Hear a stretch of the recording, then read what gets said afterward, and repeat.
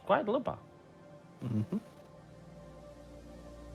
And right now, Braenan, you are inside. You just entered the room of usually you share with Ada. As you can see here, she's sitting on the desk and she's going through some scrolls and taking some stuff, saying, "Hmm, I've I finished the task that we've been discussing on reviewing the newest additions to the crew. Now, judging by that, I just want to begin with saying that Harmony, the What's the up? tiefling, the wizard that you've seen, Oh, she's. I'd really say that she's the most potent one out of all the new crew members, but there are some other peculiar. Sorry, apologies. And there are some other crew members that are quite interesting. Would you care to take a look? Why? I'm always interested to see who's by our side now. Oh no. Well, see, there are these six that have really drawn my attention. There is this Booyah that insists on being called Booyah because you remember he lost to us a lot of his allies, but he's been quite faithful since then. You know how strong they can be. One of them, you recall, even managed to revive himself post mortem. I guess you cannot do it prior to dying, so that was unnecessary, but they are very strong. But they can be quite unpredictable. But you see, by the moment we added this Booyah to our crew, it was just so nice. Everyone has been quite cheerful. They want to work alongside him. He always cracks up the other with jokes, and sometimes he doesn't even do it on purpose. He's quite just a funny guy to be around. Then there is Malvis Achachathan, but he insists on being called the Great Warrior. Goliaths tend to have those tribe names, those nicknames of some sort. The Great Warrior is very simple, all right? He's a very strong fighter, he's loyal, he always listens to the orders and brings results. There is a but. He. It is said that he's cursed or afflicted by some magic, and he always has to say his thoughts out loud. That's what the people say. I'm not saying this, but truth be said, he can be quite rude sometimes because he cannot conceal what he is thinking. I mean, I tend to think a lot of bad things about people, but I don't say them to their face, right? Yeah, so. Have we tried gagging him? Braenan, this is, this is not a good idea. He's a new crew member. It would not seem good to the rest. But enough with Malvis. There is Tulkvan. Tulkvan, you're gonna love this guy. He's just a calmer and even kinder version of Ogvar, if I were to describe him. He belonged to Ogvar's tribe as well. He's son of the past druid. He became a sailor after his father died and has been a druid of the seas since then. So lovable. People just, he knows everyone's secrets, doesn't share them. He's just there, a good listener. I myself have been venting to him from time to time. He's just this safe father figure. Could describe it as such. And he has potent nature magic, like yours. Then there's Seymour Jones. That's a strange one. He's probably the best one in combat amongst the aforementioned. But I can't tell if he's... his reports are a bit weird from time to time. He tends to include stories, not say the whole truth about it, or even add stuff that never happened. But he's very good at combat. He has both the martial expertise to use and wield his longsword and spears, and he also enhances them with divine magic. Then there's Helios. He comes from Zula. I guess that says everything about him. Greedy, involved in gambles and all stuff like that. But you know, you always need someone sneaky and potent at using tools to be around, right? He's a good sailor, I guess. And then Minerva. Not exactly your stereotypical gnome, not that talkative. She's very clever, of course, and even though she's not as strong as the Booyah in terms of raw arcane power, well, she tends to use it quite more potently, and she's a bit tricksy. There is a but there. She's very, and by very I mean very, very antagonistic of others. She always wants to prove she's the best. She is, yeah, that can be quite hard in a team, but I guess it brings the most potency out of her. If we can learn to rein it in, it's possible. So yeah, keep these in mind, and well, we'll see if any opportunity arises. I guess we could try to test them out. They seem like these people seem like they're reliable. Thank you, Sorry? Ada. They seem like they're reliable. Thank you, Ada. Yeah. To be fair, everyone else on the ship is also quite reliable, but those seem to have quite the more special skills. They are a bit, a couple of levels above the rest. Understood. All right.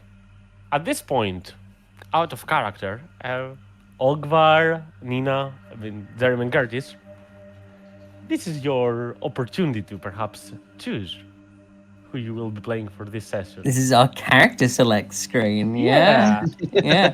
I just want to say that Braenan just smiling and saying they all seem reliable, even though at least one of them is explicitly stated to be unreliable, is perfect. You can control it.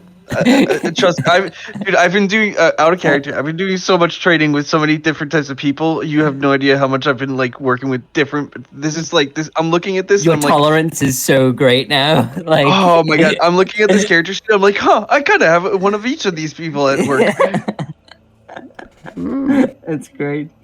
Okay. Well, I mean, the three of us, I guess, or yeah, is Braenan playing Braenan? Brandon's playing Yes. Brandon. Oh, okay. This is perfect. We've got to decide, guys, the three of us, who wants to be who. I think that we should talk about this, or maybe even, if everyone ends up being indecisive, we could just randomly assign them. Pretty straightforward. I want to be Booyag. You want to be Booyog? Jeremy wants to be Booyog. Ozzy, who do you want to be? Me. Wait, am I Yeah, not being he's me? he. Oh wait, this is true. This is really true. Ozzy's playing Ozzy, right? He's playing Harmony. Harmony. Okay. Oh wait, so we got quite a lot of choice in Jeremy. It was love at first sight. I want to be Booyag.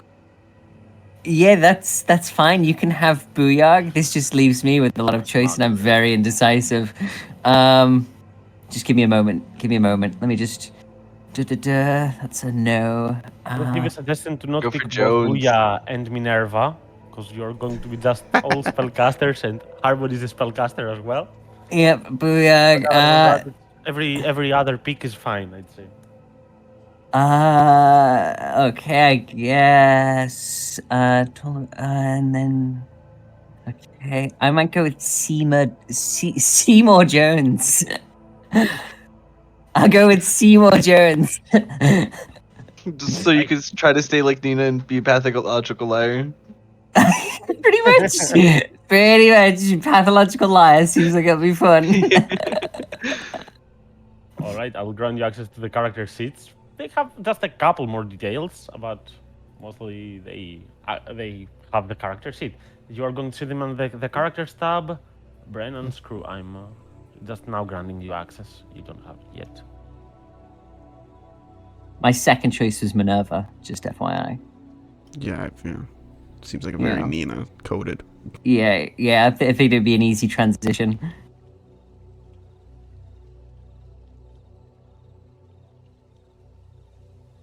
All right, and now we're going back to the ship, and I do believe, if everything is right, you should be able to move the tokens of your two choices. You gotta See, find the there's 1,000. tokens first. Which map are we on? There we are. Yeah. I can move mine. Yeah. Jeremy, you can move the booyah. Oh, sorry, I was reading my lore. Yes, I can move him. I have a question that I'm not going to do this, but I'm just wondering. Mhm. If I cast Pass Wall on the bottom of a ship, would it fill with water? Ooh. Not that I'm going to do that, but I'm just wondering about the interaction there. It's an interesting question. It's like, water technically can come through. Yeah, You it says that it's not only creatures, objects can come through. So yeah, yes. No, easy way to sink a ship now. Though it So- says Wait, that it creates no follow-up instability. question to that. True. No, there's no instability, but the water is doing something, is weighing the boat down. That's Yeah, unrelated just to just the immediate Oh, instability. wait, hold up. Follow-up question. Is that like, does that spell make it like there's a hole in the bottom, or is it just Technically, like the yes. water? Okay, It would be a hole in the bottom, a literal hole in the bottom. Technically, there would be no instability with the wood There's a itself, hole in the bottom of the but then boat. water would rush into the boat and sink it. But that's Hole in the unrelated to bottom of the the boat. spell. Like the hole Yeah, it's would not technically an remain stable. it's not an understood. immediate outcome. So yeah, I guess it would. I was just wondering. Question I- BG: if I were to light a small fire in the bilge, Question: if I kill Braenan, what will happen? if I kill Braenan and take Lupa's hat, do I become the captain? Mutiny.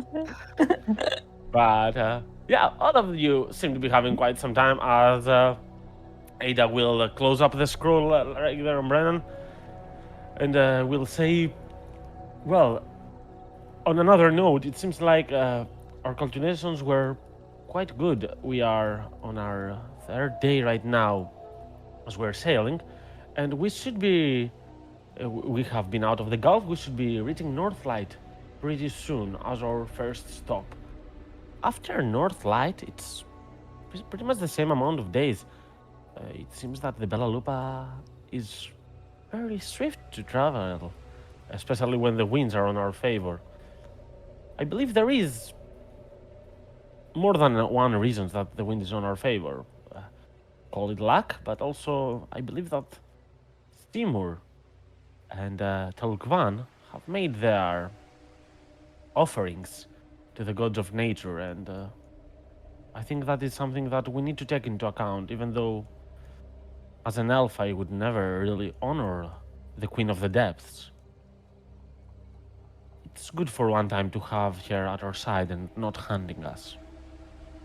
You know, most of the times, elves like us tend to fight pirates, worshipping her. Now, it's just a bit better. Alright. if there's anything, I'll speak to them in a little bit. But if there's anything I can do for them to help with the offering, I'll see what I can do. I'm pretty sure that you will despise what you're gonna hear, because most of the times those offerings are, you know, Alfiers?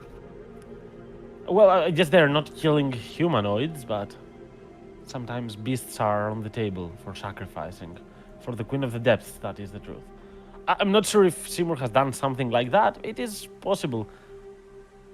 But I can never really tell if he's telling the truth or he's lying. He's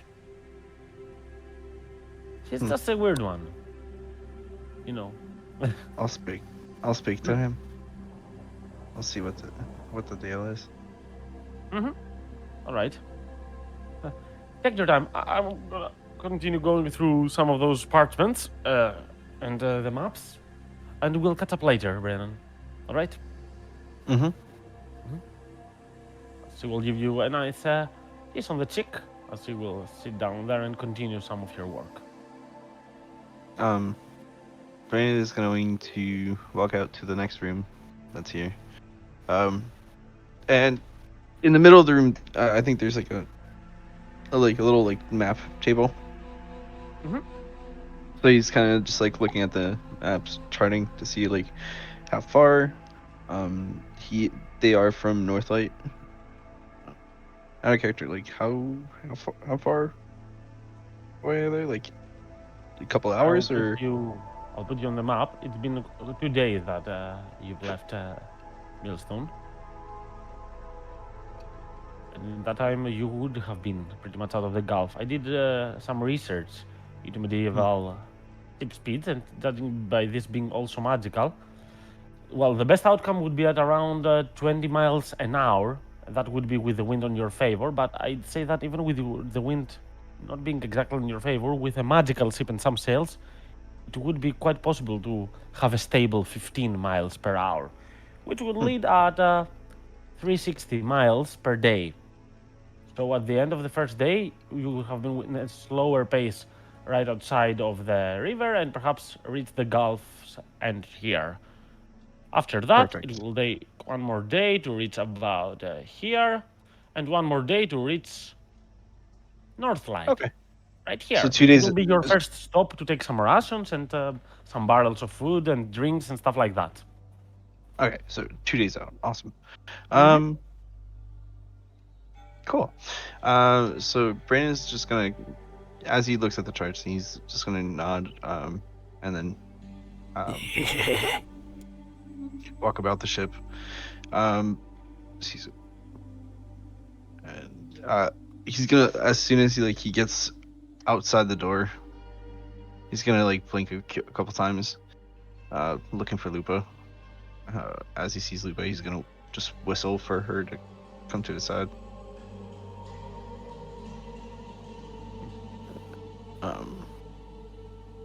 And who's like at the helm at the moment? Right now, I'd say one of your. Let's go with the lines of Helios being one of the most trusted crewmates after after you, of course, and Ada to be there and having some knowledge of navigation tools and water vehicles. So he'll walk up.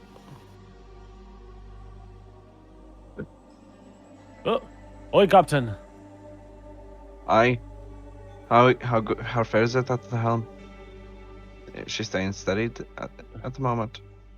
Weather's kind of nice. Our course is steady, and I think by afternoon tomorrow we will be at Northlight, which is even better than our expectations, right? Aye. Seems that we're making good time. Mm. Very well. Keep on. Your shift will be up in a couple hours. I'll relieve you then. Good. Nice to hear that. You're going to see this half-orc, Tulk Van, speaking from there and saying, Captain Braenan, may I speak with you? Aye. What is it, sailor? She will approach closer, to not yell out loud, saying, when we did leave the docks, you did say that there is a chance that we might meet with a Northern Tiserian shipping company. And we were, I'd say, quite lucky to not see them inside the Gulf, where they have a lot of ships there and it is a closed, area. Now, here in the open seas, the chances are supposedly low. But I think with my spyglass, I managed to notice a couple in the far distance. Care to take a look? Of course. How far off did you say they were? Come over here, And as you will go to the front edge of the ship. I don't know the uh, naval terms. it's all right.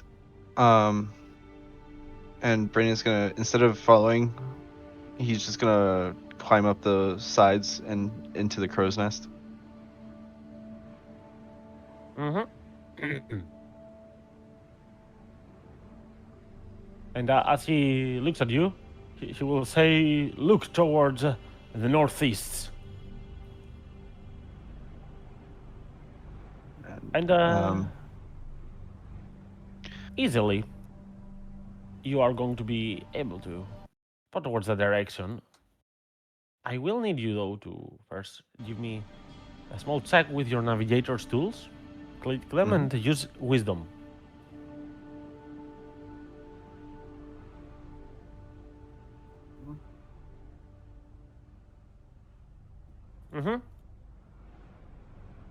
All right.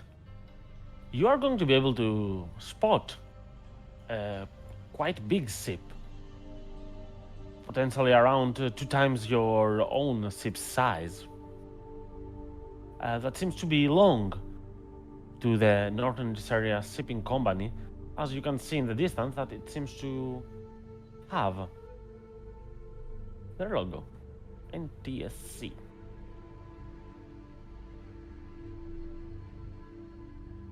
And they seem to be having a course directly towards your own ship.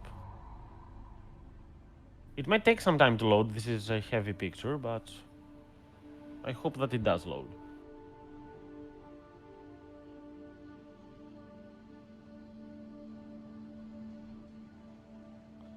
Should we adjust our course, Captain? Should we just meet with them like nothing wrong is going on? I mean, nothing wrong is going on, to be fair. You're right. Nothing wrong is going wrong. Nothing is going wrong, but I don't trust it. I'd rather we adjust our course, and if they continue to follow us, then then we'll get ready for the worst. Helios, All right. you come down. Adjust the course. Aye. Let's avoid these. As you're going to see him immediately starting to turn the wheel towards the distance to perhaps avoid the potential meeting. Though Yep. you are pretty sure that if you were able to see them with the spyglass, they might have been able to see you. Thankfully, your ship seems to be a bit faster than theirs, though the NTSC ship seems to be closer towards your destination. Perhaps with some fine checks, it might be possible to avoid them, but it's not certain that this is going to be possible. I will roll some checks with our friend Helios that has expertise. It is. You're going to see some fine maneuvers by that man. He seems to be getting quite the hang of it as he treads towards another destination. Well, the destination will not truly change, but at least for the time being, it will seem like you are going northwise and going off this area instead of going by its coast, and potentially be able to miss them, or at least delay that meeting, postpone it till you are at a safer area and they cannot bring reinforcements, which means that hopefully they are not going to have grounds to threaten you. And that's how it's going to actually be, as you're going to see a lot of the sailors and your crewmates rush around the area and take on their posts, understanding that this is a situation of need. As Seymour, you're going to hear Minerva saying, "Didn't you hear? The captain needs us. Wake up, dude. Wake up." Seymour, who isn't literally asleep, but was in the middle of talking to Minerva and she just wasn't listening, shakes his head and with Minerva storming off, with the potential of commotion on the deck, will just stop his ramblings and follow her, I guess. Is she heading towards the deck, BG? Slowly, but more like she's judging you for not heading. Yes, Seymour will follow Minerva to the deck. Mm-hmm.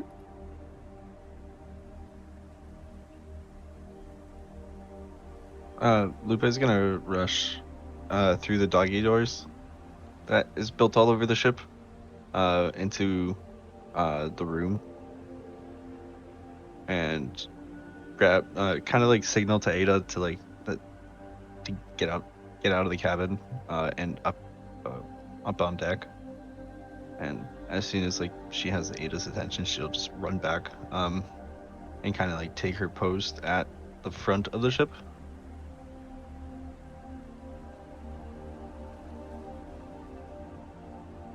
Mm-hmm. And she'll Alright. kind of watch over everybody as they start to get ready and get all the like all the ballistic bolts like in place, like tie down all the loose ropes.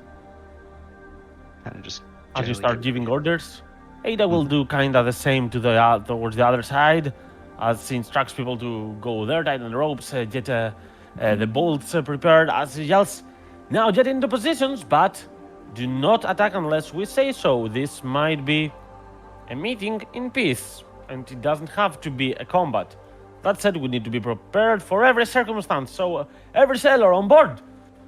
And that way you're gonna have more than enough time to prepare, since Helios and his maneuvers are going to be quite helpful in that, as we mentioned earlier. But indeed, it's not something that you can really avoid forever. And in time, the distance between you and the other ship will start closing, unless you would love to retreat to Millstone. But of course, this is not your quest. And because of that, none of you are going to be at a distance that you are going to be able to see them even without the spyglass. And at that point, you are going to see one of the sailors on the other side waving a white flag, indicating that they come in peace, want to talk perhaps, but not with any aggressive ideas on them. Of course, it's up to your interpretation to believe them or not, but that is how it seems to be the case right now. Imagine you are at a further distance, not that close yet, but I'm just putting that we have the two ships into perspective. You are way further than that yet. Braenan will call down to Helios and kind of signal to approach closer to the ship. I was- Until eventually, like they can like hear each other from deck to deck. Mm-hmm. All right. I've been And, muted for about 3 minutes. I'm sorry. Just as an Oh FYI. no. So, Harmony, it's still not loading here. Can you hear me, Ozzy? You might be muted. Did you Me? put? Hey, we can hear you now. Does it load now? Let me pull it back up. The previous one didn't load. Not for me. But I know what it looks Nope. like. Yeah, when I clicked it open, it just said that words I said. And no longer available. Okay, I see. Well, let's hope that that's not the case going forward. This picture right here, has it loaded for you? Loaded for Oh, me. the map is loaded. I can see the map. Okay, that's good enough for the time being. On the map. Is Braenan on the main deck or is he in the crow's nest? He's still in the crow's nest. Then never mind. I think with the captain of the ship being in the crow's nest, occasionally maybe his elbows or like his chin or the edges of his beard like peeking over the edge that we can all see. It'd be quite inspiring to the crew, I imagine. And I think Seymour, seeing us getting closer to the NTSC ship, seeing that flag being waved, he would look to the rest of the crew on deck, and he'd say, "They appear to be brandishing that flag quite violently. Mike, man the ballista just in case, my child." No. Me? But as soon as he hears this, Braenan is gonna take a rope and just like swing out, and then back down to the deck. Belay that order. Belay that order, Mike. Yes, you fool. We As will. you say that, the goblin will go to the ballista. Hey, why don't you let me handle this? In case things go south, I'm an expert in that stuff. I'll take care.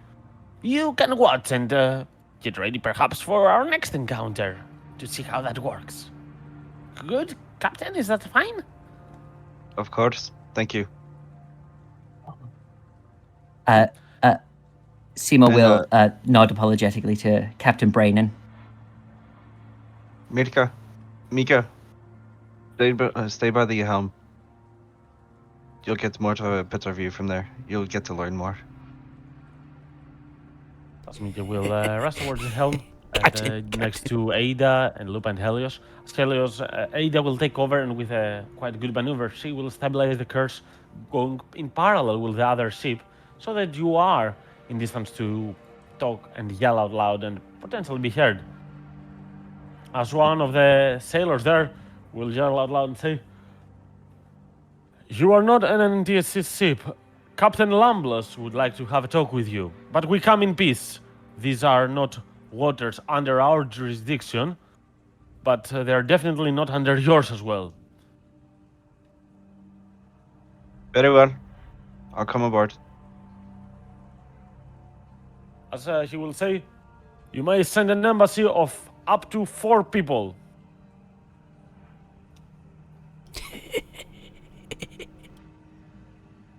As the Booyah. sailor will turn back and they will be waiting for you. He'll kind of turn his head, not his body, kind of look around him. Booyah, Well, yeah, yes. Seaman, Helios, and Harmony. Let's go. We'll He go calls where? you seaman. We're boarding the other ship. We've Hey, it seen could what be. this We top- could wait. It could be the legendary reverse stick up, which is similar to a robbery but in reverse. They give us things. I'm sorry. They give us things. Yes. And how exactly do you plan on having that work? I said it's rare. It's a reverse. So it's, instead of putting your hands up, you put your hands down. They still have weapons, but then they give you something. I think the blue one's right. I've heard this before. In fact, I've given things away. Once or Helios- twice. As Helios is called to come along and he walks downwards, Seymour, you are a bit good at this, judging other people and their lies, since you tend to lie a little bit yourself. You can see that Helios is concealing something. You can see him being quite sweaty at the voice of tagging along towards that meeting. As he is saying, "Okay, Captain. Braenan, you can also roll an insight check if you wish." Yes. Not Helios. Braenan, you can discern that uncomfortableness on Helios' side as well, as you look at your crew member. Brandon will think. Out of character, do they have a kind of raft to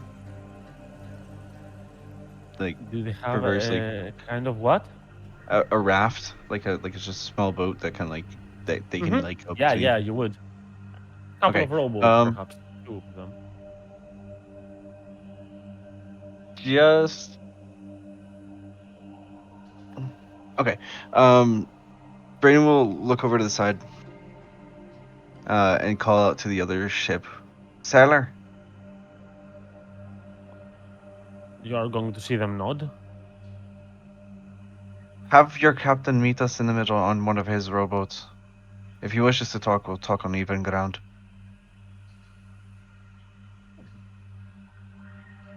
You're going to see him turning and discussing it for a moment.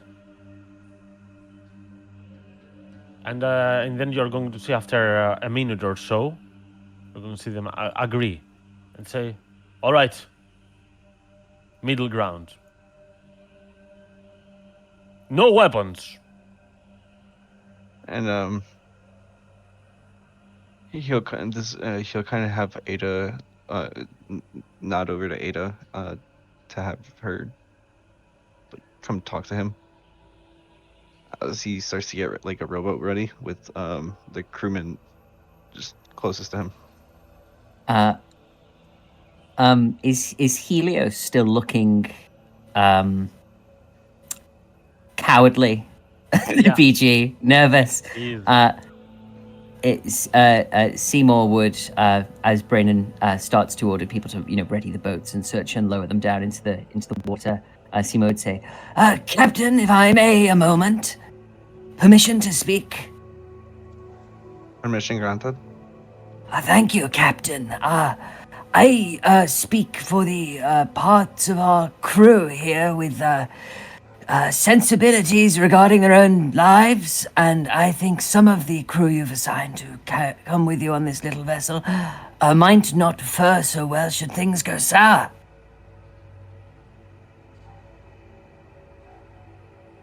Kind of like squint at Seymour,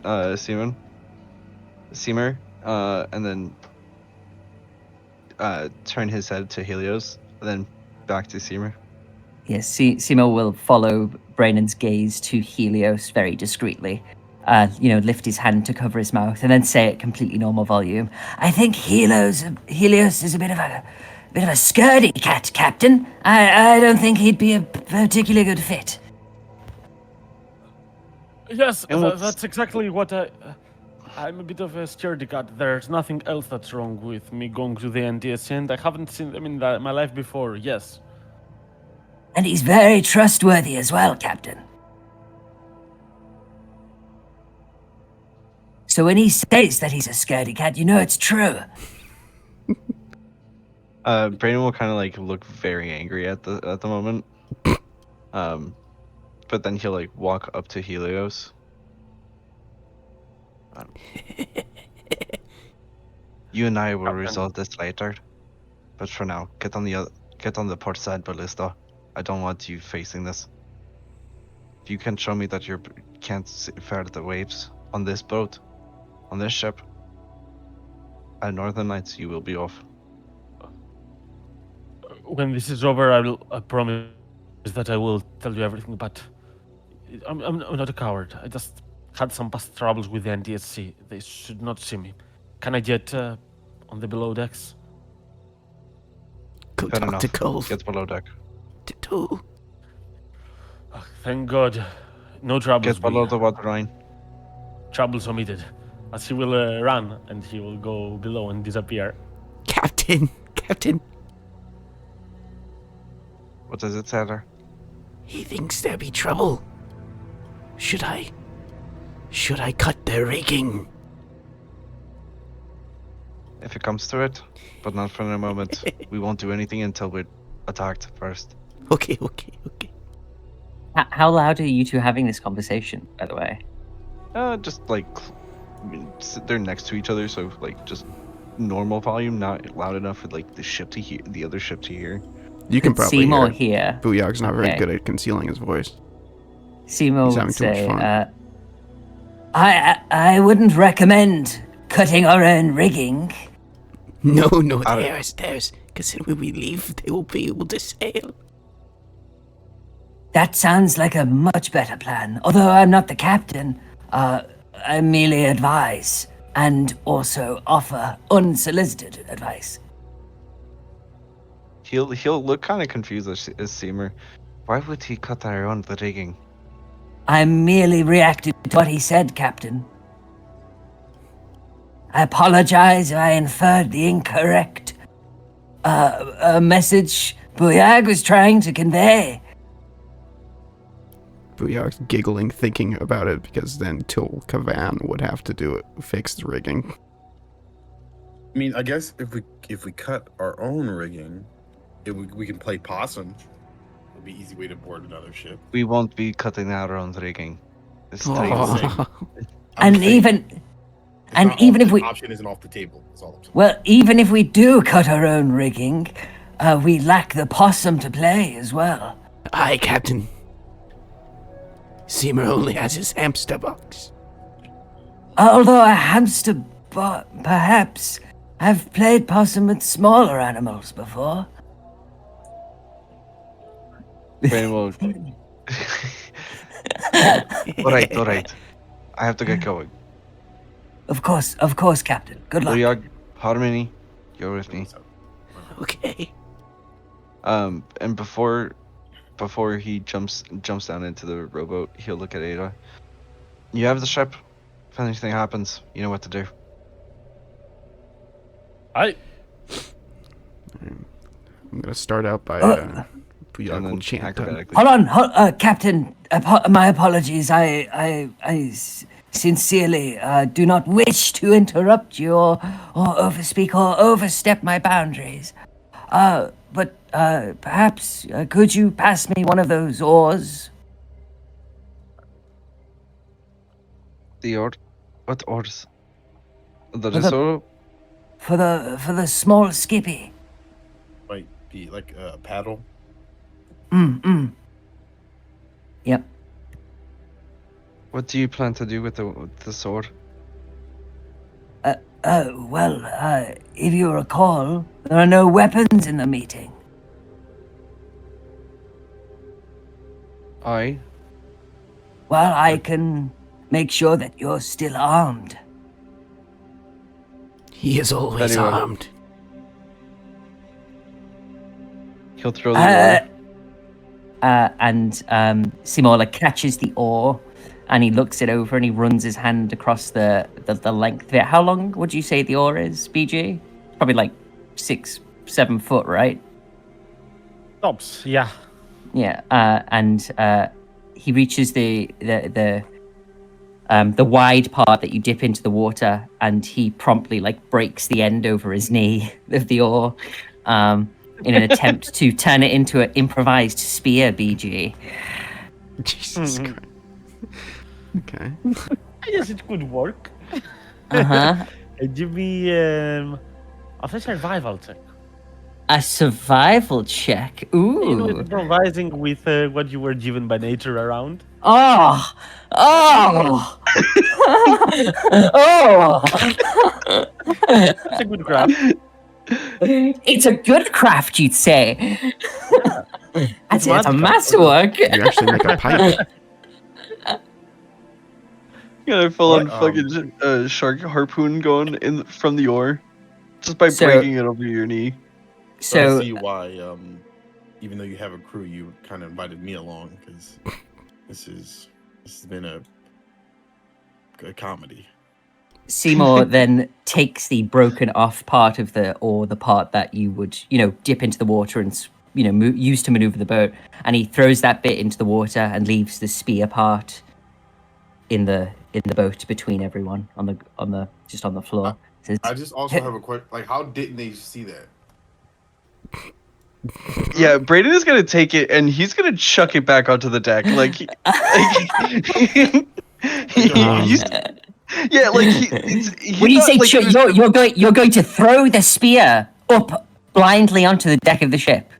like back like Is- into the side of the ship. Like he's gonna stick it into the Bella Lupa. He's gonna stake the Bella Lupa with the spear. I would like to, as I'm And like just like pull out like one of the backup oars because he figured some stupid shit like this was gonna happen, that he always has two sets of oars. Seymour sat down with a look of pride and pleasure, and the kind of pride that comes with like raising a child or finishing a work of art, a painting, watercolors, with that masterwork of a spear, perfectly cut at the neck, smooth, pointy, just perfect, gets thrown into the side of the Bella Lupa, but otherwise does not react in the slightest. I did want to say before we got too far, I would like to cast a spell as I'm climbing down from the boat. Well, as you approach that robot, you're going to Okay. see in the distance the captain of the other end, and feel free to continue, but I will just give a description there. This seems a very young one. This is a human, of course, but she seems to be, well, I won't say a teenager, but closer to 18. So yeah, a teenager, kind of. He's barely an adult, but he has a tricorn. He has a very serious, perhaps overly serious, like he's trying to seem tense right there in his eyes. And he seems to have a nice attire, not something extremely expensive compared to other captains of the NTSC that you've seen. But of course, they are pretty well equipped in defenses. And go on, Buya, I interrupted you, sorry. No, yeah. Just as he's climbing down into the boat, and we're pushing off, Booyak's gonna chant under his breath. He's gonna, Booyak, Booyak, Booyak. He eats a lot of small dogs. Booyak, Booyak, Booyak. And I'm just gonna cast a little bit of a mage armor on myself, just getting prepared if we get killed. And I think that activates my feature. It does. Let's see what it is. You hear Booyak, Booyak chanting in the back of the boat as he just climbs in. fireballs the boat that while we're all in it. Right. Seymour, as you smashed the ore and made the spear, you made a small. Even though you did craft a wonderful spear that Braenan just tossed inside, you did hurt yourself in the process, injuring you a little bit. And as Buya does that, you're going to feel some positive energy regrowing, regenerating your arm as you are healed for a couple of hit points, enough to close that scar. Oh, just while sat here, just he feels like the strain and the splinters just work their way out of his skin.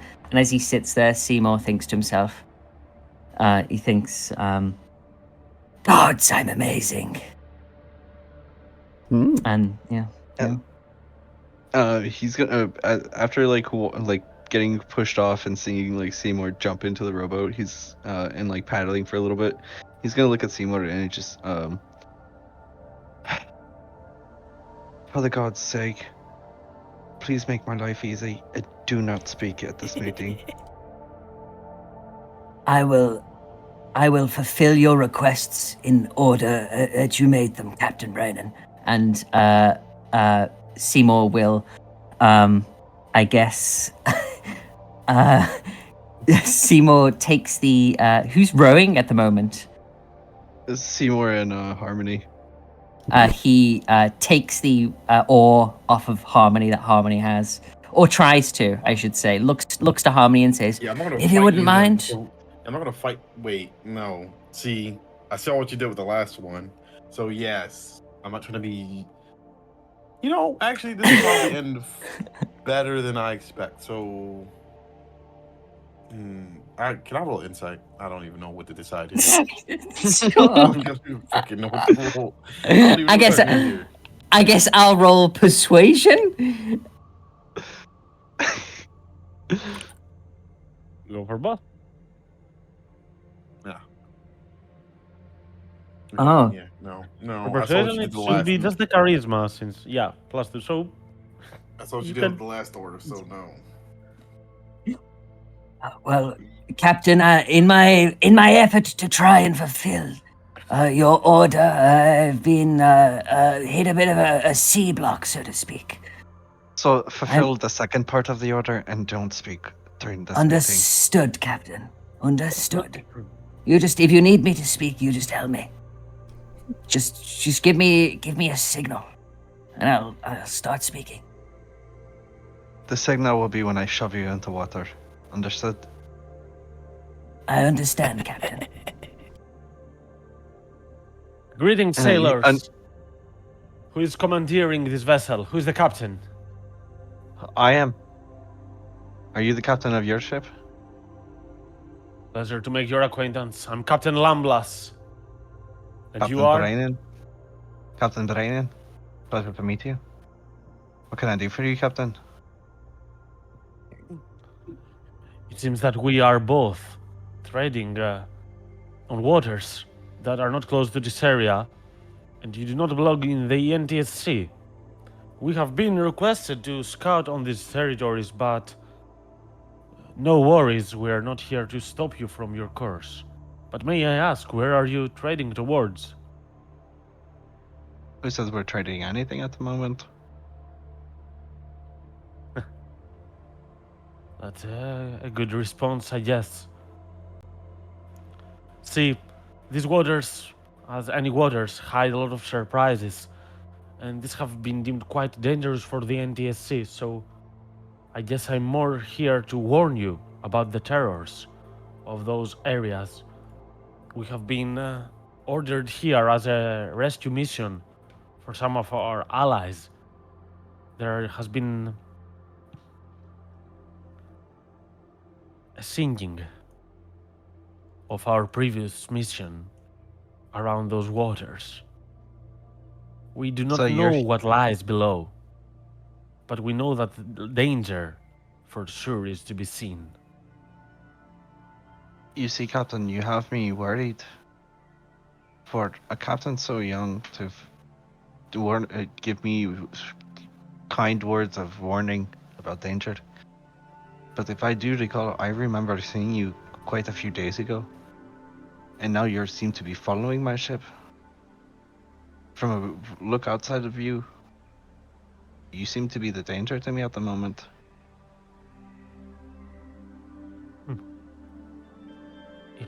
Yes, you saw a bit through us, but we're not any danger, I assure you. However, there Inside is check. a reason that we have been circling our way around you. Apologies. I may have not been as straightforward as I should, but I know who you are. I don't know of your crewmates, of your current ones at least, but I know that you are Braenan Siltree, and commandeering your vessel right now is Aidan Adark. I know that you have been acquaintances of Avaelis Forest Gale, and that you have been traveling alongside Ogvar and Juniper Kara, and Locke Kara and Nina Evella. I did my research on you. We know where you are from. I have not told the NTSC anything about this, but I thought that perhaps you people who have a history of helping other people might help me. Now, this has nothing to do with the NTSC as an organization, but it has to do with fallen crewmates of mine.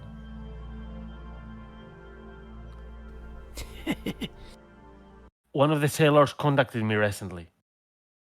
He is alive, but he's several leagues under the sea. He got In up. need of help. He's preserving himself through magic that allows him to breathe underwater, much like your druids are able to cast. But he's trapped amongst drowned monsters. Our sailors, they're well trained and capable of fighting, but that's something that they can do above the waters. Below, on the ocean floor level, this is something that we cannot do. What do you say? Could we perhaps make a deal out of this? And why would somebody who does research on me, why would I accept the plea for help from somebody who chases me down, does research about me, my friends, my home? And you say that this isn't part of the company, but yet you're the one who's chasing me down since I left the Keen Atolls. See, being in the NTSC has its merits. And I personally, I have close ties with one of the leader figures of it, being the son, one of the highest in hierarchy, captains.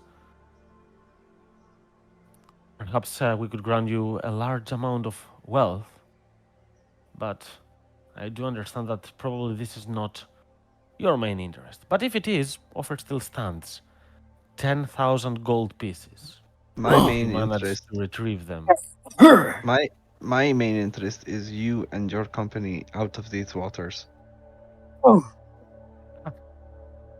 Apologies, that is a bit above me. That said, I know that your docks of Milton have been quite visited and quite rejected the offers of the NTSC, and even though we are not in aggressive circumstances, we are not as friendly either. If you deal with this, I will make sure that your docks will not be visited by the Northern Deserian Company for, let's say, the next 7 years. What do you say about that? Lucky 7. Can you have that in writing?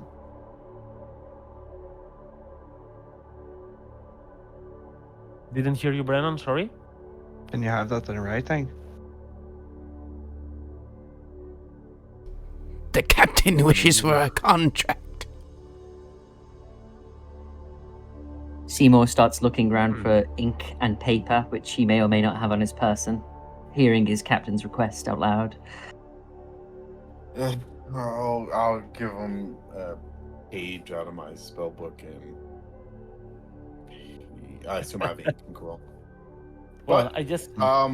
it's arguably not necessarily valid without like a notary public here. But I mean, if you want to, or so it's more of a handshake deal than anything. I am actually a People recognized miss you. notary. I whisper to Harmony. They don't even hear it. Yes. Seymour takes so many So notes. I'm just letting, as I'm not really a legal advisor, Captain, but technically any deal you make, the holder of the contract is essentially the only one to enforce it. So I just want that to be known. So if they choose to Enough. crumble it up, then it's null and void. No, we signed this on the And what- seas, which means the bitch queen resides over it. That's the And- first legible thing he said today. It's technically the truth as well. Shit. We have to have a priestess of the sea bitch to officially Luckily, I am a introduce us priestess. to the league of seaworthy notaries. BG, can Braenan make a religion check or something to see if I'm it's whispering. I'm like whispering this to minutely Harmony. true? I'm whispering it to Harmony. I'm whispering this to the Harmony. the whole thing about what Booyog said. Yeah, okay, Okay. give me a religion check. God, where is religion? Advantage because he's a pirate. No. Doesn't work like that. No. Okay, What I said Brennan, is you know totally what? true. It makes a lot of sense to you. You haven't heard of it, but it makes so much sense. You are in the sea, so it makes sense that the Queen of the Depths will stay responsible for this. All right. Cool. So As the Braenan captain will. will say, hold on a moment. I will sign the papers, and I have notaries as well on my ship. Oh. But I won't sign them before you show me proof of you doing this. And hopefully, even saving my friend, Avery. Give me 1 hour to write up this contract, and we will sign it back here on the water for the bitch queen. As I What do you said, say, Captain? I'm okay to sign this only if you manage to fulfill your end of the deal. I'm not signing this before. I trust your abilities. I do not know your intentions. I really hope that they are good, judging by what I've seen in Millstone. Not personally, but we have our people. Very well. May I invite you onto our ship until this contract is written? We have a good, quite a good selection of tea or whiskey. Elbows. Booyog elbows Seymour. Seymour is clearing his throat continuously. While like Braenan is ignoring this. he is like leaning closer and closer to Braenon's back as he's clearing his throat. What? Oh, Captain. I thank you for your attentions. That one was legitimate. If you wouldn't mind, I think I can convince the captain over there to sign the contract immediately.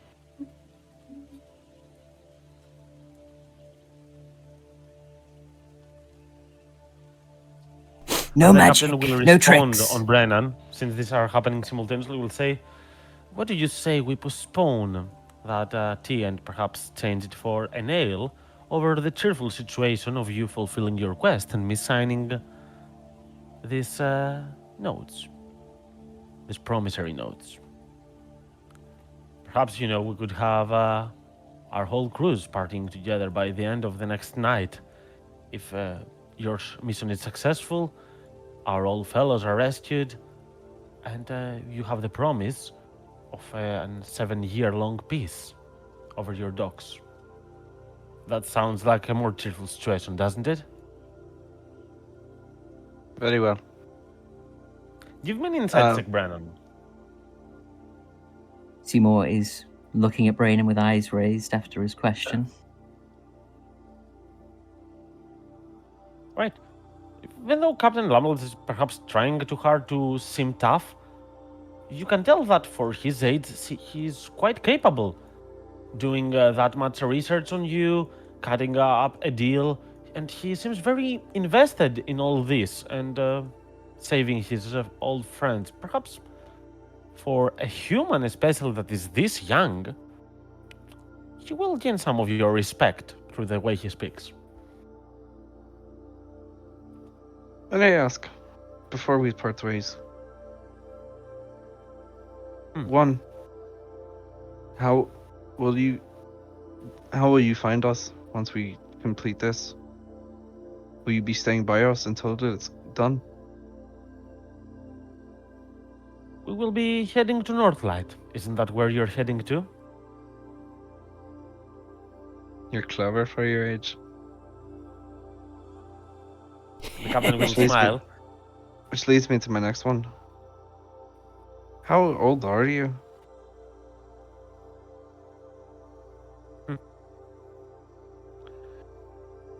19 this spring. 19. Mm-hmm. And captain of a vessel like this? When we I told meet you. again, I'm you'll related have to to some of the explain- higher-ups. And I you have to know a tell me very the good... entire story. Wait, it's just done. Sorry, BG. I'm so sorry. We keep speaking at the same time No, with the delay. It's okay, it's okay. As he will just smile and nod and say, I know a very nice inn in Northlight. Find us there and hopefully with good results. And we'll do as promised. Very well. Captain, Now, I can still get him to sign.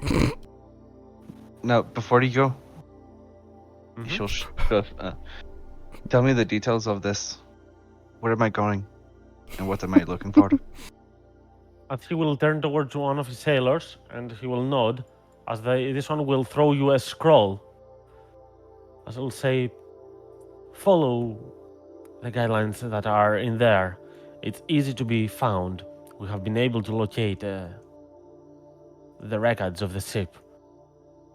But going deeper into the seas, that's the true quest.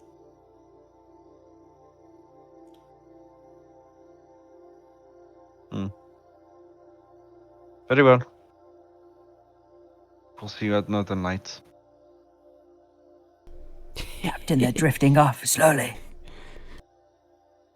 Running out of time. Captain, you've got the ear Head of a back to the Nepo ship. baby.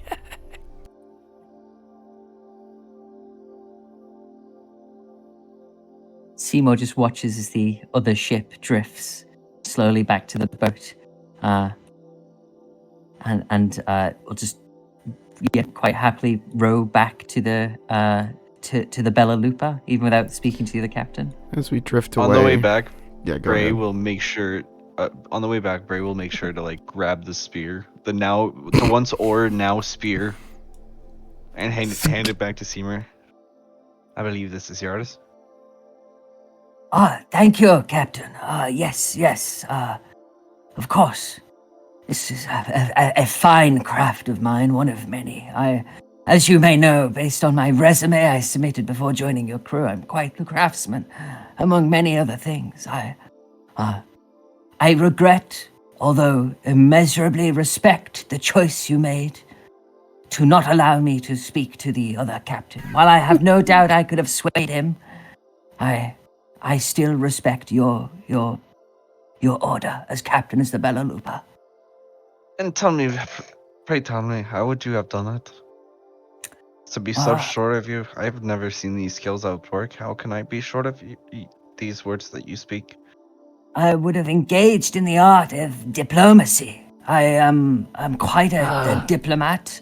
Again, it was all included in my resume. I think it was the second page. Quite a powerful school of magic. Diplomacy. It is. One I have mastered among many. I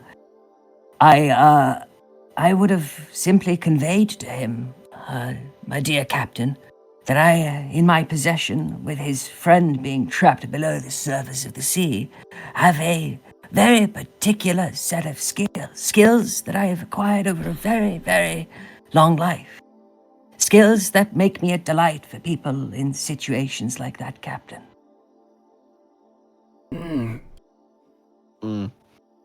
Would have been an interesting proposal. It would have, but, well, I respect any and all decisions made by my captain, with all of my heart. Oh, unfortunate. Well, Unfortunate indeed. perhaps. But where... Perhaps instead you could delight Helios in some conversation. I say, and I will cast suggestion on Seymour. Roll a d100 and let's hope for fireball. And I'll roll my wisdom save. Okay. I'm gonna send you Booyah. What happens? Okay. You succeed on the DC. I succeed. Wait, on a 14. 14 is Ah. the DC. Booyah just starts throwing up pink bubbles. Gamer, turn to the I did not make him throw up pink bubbles, Captain. That wasn't me. Of all those, in my set of skills, bubble production isn't one of them. I didn't ask you if you did it or not. I told you to clean it up and take care of him. Of course, Captain. Happily. And Seymour will go and look for a mop and bucket. And at this point, as Braenan, you will give a check to the map that was granted to you and see that the location is pretty close. Before we continue, let's take a short break for the middle of our session here. Before we go on that quest and potentially some encounters. So take some minutes off, everybody, and we'll continue in a little bit. Okay? Alrighty. Tristan, I hope me clearing my throat wasn't obnoxious. Actually, no, I hope it was. I hope it was It had obnoxious. to be, though. It had to. Yeah. If it wasn't obnoxious, it wouldn't work. Dude, By the way, these are the lyrics of the song from previously. I copied them. This session has just been laugh after laugh, man. Holy shit. BG, we moved on so quickly. Those songs were amazing. Oh my god, those are so good. Lupa and the Elf is like fantastic. I love it. That like the second song was my favorite one. Like it was really good. Yeah, especially with the audience participation with the ass bit. It was really good. Just amazing. It is. It's not my song, of course. Just to clear that up, it's I made the lyrics up, but it's actually a very nice song from a musical from Paul Sapera, from the same one that Dolls of New Albion is from another play, though, and it's a detective song. And I thought it was so nice for Brennan and the Wolf, or Lupa and the Elf. Ozzy, in case you didn't know, BG is a singer, songwriter, producer, stage writer, director, playwright, artist, escape room artist, dungeon master,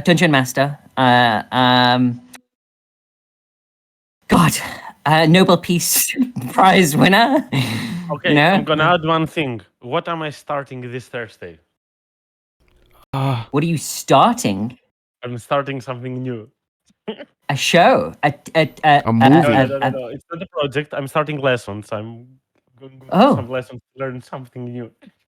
You already know the piano, right? Is it the harpsichord? You're learning the harpsichord. Harpsichord. It's dance oriented, not. The Flamenco. salsa. Please tell me it's a salsa. No, I'm starting classical ballet. Oh, ooh, good look on your feet, BG. Good look on your feet. I might die, but yeah. Yeah, I'm gonna it take a small break, yeah. and we can discuss this later. But yeah, I'll be right back. Wow. Yeah, Trista, I don't know if you're here. I'm also laughing at the session. I think it's really good so far. It's Yeah. oh my god. I'm loving Teamer. Just like I'm sorry, but like it's just D&D Jack Sparrow, and I'm loving it. I didn't even realize, but I think that might have been I wouldn't be surprised if that's just what my character is at this point. It's only pirate stuff I've watched. I watch Black Sails and Pirates of the Caribbean. Yeah. I'm gonna go get a drink. I will BRB like 2 seconds.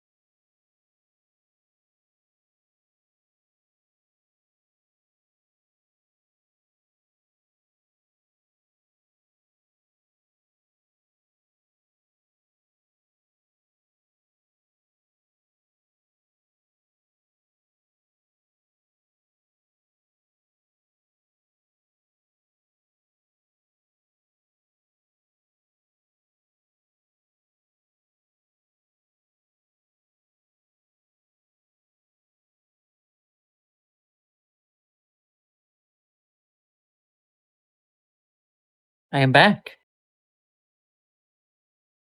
Is anyone here? Yes, but I have graham crackers in my mouth, so I can't That speak. that that's okay. You don't need to. You just need to listen. You said that you really like Seymour. You know who I really like? I really like Braenan. Brennan. Brian. Braenan. I like that. Brian. Braenan. Brian. Oh, Brian, like the sea, like salty. Braenan. Okay. Yeah, I'm liking this dude. Like, as far as like one-shot characters go, Yeah. seems like a pretty good captain so far. Like I just get that vibe, that he's been a captain. Also, while you're eating, I want to give you the amazing image in my head of what just canonically happened. Is these two boats like docked a little bit away from each other? We lowered our skippies into the water. We got in them. They rowed out halfway, no problem. We, with one oar, slowly like circled our way to them. like we would have went like off course and like had to correct and then off course again. And then when we left, like we're just stood there like going in circles for a little bit before we actually get momentum. Just silly. That not only that, but like while these guys are just peacefully rowing down, like in like just no problem, like they're just facing. They just see this random guy Stood on the side of a boat. pick up a fucking oar that's broken and just chuck it into his boat in his own boat. And perhaps the best part, like the oar that he breaks, like what the end product is a genuinely threatening looking spear, like it, like nat 20 spear, like a masterwork, perfectly pointed. Even had some of his own blood on it, apparently, you know? It's like, that's how good it was. It's already claiming live. No, the Braenan's gonna use that for fishing from now on. Oh, that's genius. It's now part of the boat. It's just like Mhm. tied, you know, like those pens that you get at places that are like tied to the counter, but this is tied to the boat. So Yeah. you just throw it, spearfish. Oh, it's genius. I mean, that's why like Braenan has like fucking what are they called? Hold on, let me go. Harpoon. Harpoon. There we go. And they're actually tied to the inside of his quiver. So if Yeah, he does, if he wants to, he could just tie his quiver down to like one of the rowboats and then just have like a fishing vessel. yeah. Sorry, I'm loving the idea of him forgetting to untie it while someone like goes out for a fish just now, and like as we're stood there talking, he just gets yanked off deck, by the quiver. Like the fishing squad go out and just drag the captain with them. It's like a really long rope. He's sat in his quarters, and you just hear as the coiled rope starts like getting less and less going out under the door. Um, yeah. Ah, I like Booyag. Um, Oh, I love Booyag. I think Yeah. Booyag is gonna be like overpowered for like no reason, and I can't wait to see it. it's yeah, yeah. Jeremy doing his like little Dude. giggles and stuff in the background's really good. Yeah, it's so good. I think the wild magic is gonna be it's gonna be a fun little trip. It will get us statistically at some point. It'll kill us all, but until that point, it'll be a good ride. It's the journey that matters, not the destination. The group will be done in grouping. Like they'll head back to Millstone and be like, "Oh, what happened to Braden?" And like just They'll just be getting off the ship, and they'll be walking on the gangplank. They'll be saying goodbye, and he'll be like, "Oh, you've got a little bit of." It'll be like a romantic scene. Braenan will be kneeled, like hugging, not romantic, like friendly romantic, platonic. Braenan will be kneeling. Booyag will like be wiping something off his cheek. He'll prestigitate and fireball kill everyone when he prestigitate cleans his cheek. Yeah. It'll be like a little firework display. I also love how Harmony and Seymour have now canonicized the existence of like seafaring notaries.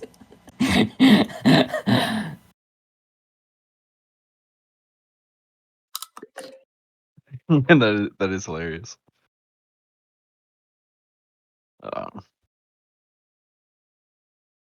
I'm I'm sad Vlad wasn't here. I think he'd have loved who this do you think session. who do you think Vlad would have been like out of the character sheets? I think Vlad would have went with. I think Vlad would have went with either Minerva or where are they? Huh. I kind of think I'm missing one. I think we had Minerva, Harmony. Oh no, Harmony wasn't one of the characters. Tulvan. I reckon it would have been Seymour or Minerva. I think. Seymour. You think Seymour? Yeah. Vlad? Yeah, he would have gone for Seymour. I think there's also potential for Great Warrior. I think Vlad would do like a pretty good big stoic true. giant kind of thing. I don't know. I think I heard pathological liar and I was like, Curtis. It just, you had to do it. You had to do it.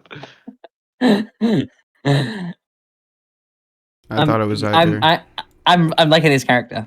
Just FYI. Like I think you're doing it justice. Jeremy, what did you say? I thought you were either gonna go with who you chose or Minerva. Yeah. That's good. That's good. I thought you were gonna go with Seymour or the guy you went with. So Booyag. Well, as soon as I saw the goblin, I had to be the goblin. I thought I thought there might not be competition for the goblin because of Oh, see, I thought everybody was gonna try to do the goblin, and then I realized okay. Curtis. I thought you were gonna fight for the goblin. No, to be fair, I forgot that there was only two players choosing. Uh huh.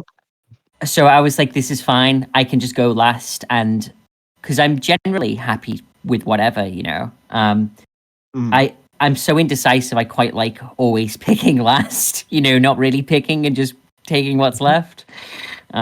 So it was kind of hard to choose. Yeah. There's a bird in this tree. There's a bird in the. Oh, Oh yeah, parrot. Shoot it. Is it a parrot? who's parrot? It's Lupa's parrot. Lupa has a pet. It's fine. I was gonna Aw. No, do that's one of the sailors. They're just polyformed, polyshaped, polymorphed. Okay, wow. I was gonna fire off some fireworks as we return to the ship, but I'm glad I did the suggestion instead. Oh, we went to break. Went to break, Jeremy. I was gonna have Seymour just start doing the same thing, even though he passed the save, doing it to Helios anyway. You know. That's a good suggestion. Yeah. Good idea. We'll go talk to Helios. I don't even know what my guy's stats are. Oh.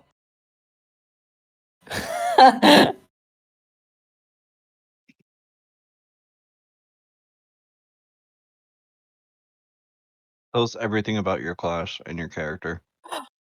No. No. I'm just really impressed. Yeah, yeah. Wow.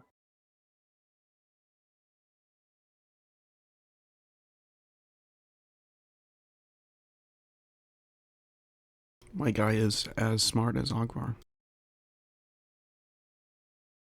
My guy is as you know, I'm not going to say anything in case I give anything away or imply stuff that might not be true. I'm pleased with my character sheet. It's quite good. He's got some stuff. Whoops. Why did I just roll? Kind of giving everything away there. I know. I just fucking clicked the thing on the sheet Oh, and it you just suck. put it in chat. I know you telling us he has stuff. I didn't know he had stuff. What page am I This on? guy has hit points. Wow. Alright. No, I'm on like a big long thing that I have accidentally clicked something on. That's not done anything, has it? Right? That's not changed anything. Beach. Curtis broke your sheet. No, it's okay. It's not changed. It's not changed. You can always just refresh. It's just a Here, what roll did you thing. do, Seymour? I don't know. I have two monitors, right? So I was just clicking away, but for some reason it clicked something over here, and it rolled in chat, and I'm scared.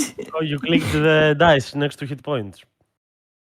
Probably. It's okay. You just lost 1 health from 100. No, that's it. to That says initiative, is what that says. The dice next to No. that. Not the dice. Look, where it says hit point, then 102, and then it has a parenthesis. This is clickable. Who designed this sheet? Who? Why would you make the clickable thing? It's quite intuitive. It's the same color, the same font. It's directly adjacent to it. There's no indication that this is a clickable thing, and yet. It is. Well, when you hover over it, it goes red. Yeah, but when I hovered over studded leather armor, which is in the same position directly above it in brackets, that doesn't have a thing that clicks. Because it's or not anything. clickable. Yeah, that's what I mean. And yet is in the exact same format as the very clickable thing But directly the below clickable it. thing turns red when you hover over it. Oh, it does. Ah, wow. Well, if I was looking, then yeah. So, are we all here? Yes. Probably. Mm-hmm. Right, then let us continue then our journey towards the unknown below. As you have been started to set cursor as Ada will ask you, Brennan, about the deal that you made and what did you discuss and stuff like that. As you are giving her kind of an report of what happened there, she will say, does that Captain Lamblas seem to be... Do you trust him?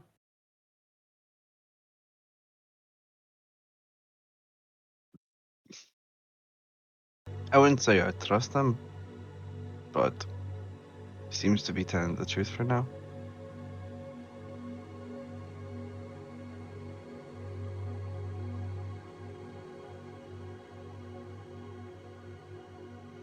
I see. I- Well, I guess it is a good I just deal if he honors the agreement. I don't believe that we cannot deal with this. I told you have some strong roommates. You yourself is experienced. That druid, Tulkvan, he can even use the water breathing ability to help you go on the sunken below. I'll definitely need to bring some. Bring him. I'll trust you with the ship. Decide who else is coming with me. Probably bring Booyog and Harmony.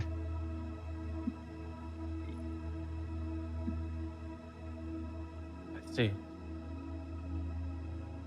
Well, if you're going I into def- combat with the inside the waters, Seymour being a loyal follower of the Queen of the Depth sounds like a good idea. To be fair to Ulkvan, he's strong, don't get me wrong, but I think it's safer since he will be concentrating on the magic that lets you to breathe water to keep him, safe right here.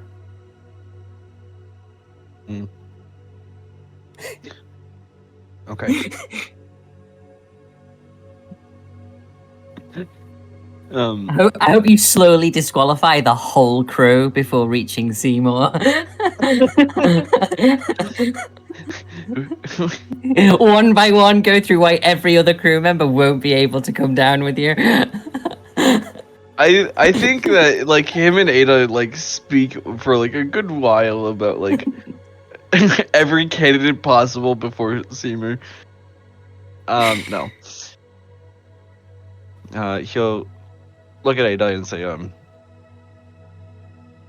that's a valid point.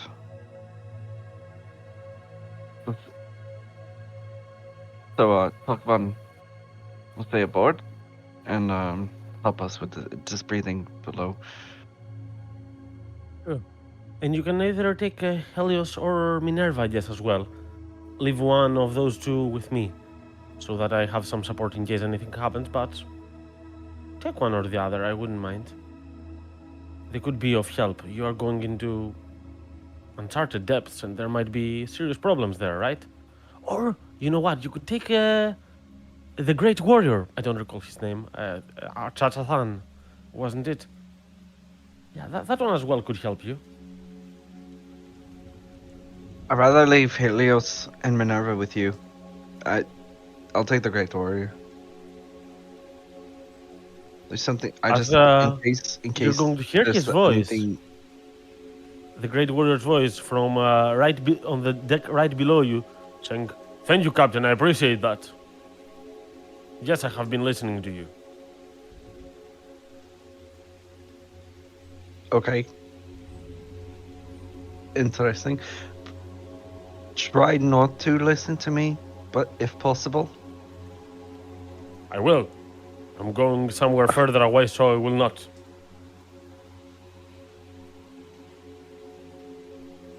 And indeed, you can see him getting outside the room and on the opposite side of the ship. You see this tattooed warrior with his empty wide eyes and his chain armor right there. It looks like a great warrior. No wonder where this thing comes from. He seems brave, powerful with his shield and his spear. Strong one.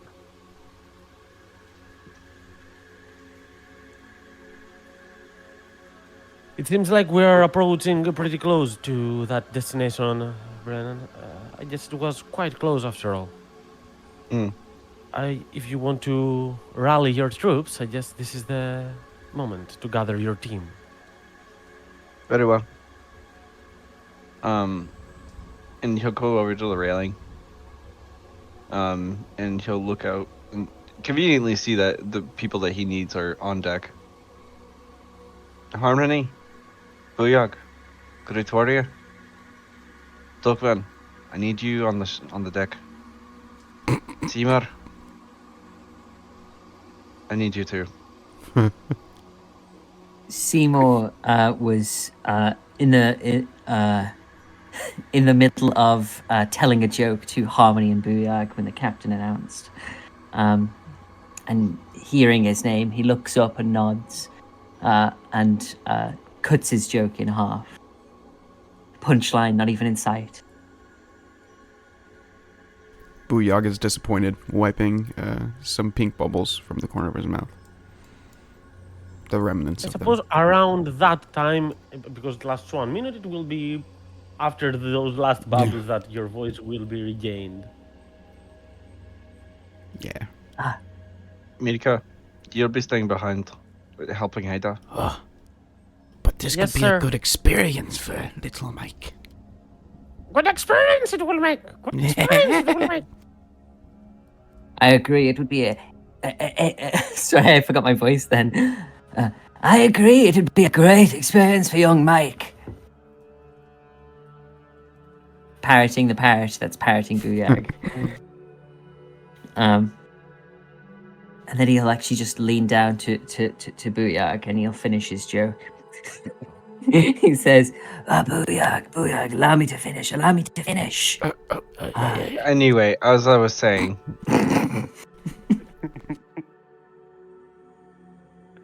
we've been hired by these captain to aid one of their friends. Tokvan, we'll be needing you to be able to breathe underwater. Are you able to help us there?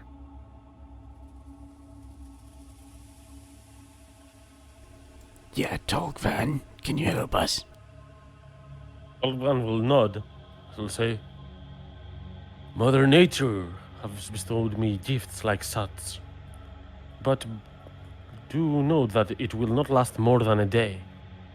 I'm sure, though, judging by the omens that I see in the sky, that this time will be more than enough for you to bring results. The sky said all that. Very Very talkative well. The today. sky can say a lot of things if you know how to listen to him, Booyah. I can teach you one day. Maybe. Yes, Tolkvan, we'll make sure not to spend more than a day below the sea. We'll avoid lighting any campfires and propping up our tents and having our banquets, our hours-long banquets down there. We'll be heading down and be rescuing these sailors. I know what it's like, so we'll be taking the utmost care of this. I want everybody focused and ready to. Always Captain, may I- focused. permission to speak? Not like you ever asked for my permission. Anyway, what is it this steamer? Do you know where exactly, or the rough area, which sea county we'll be visiting?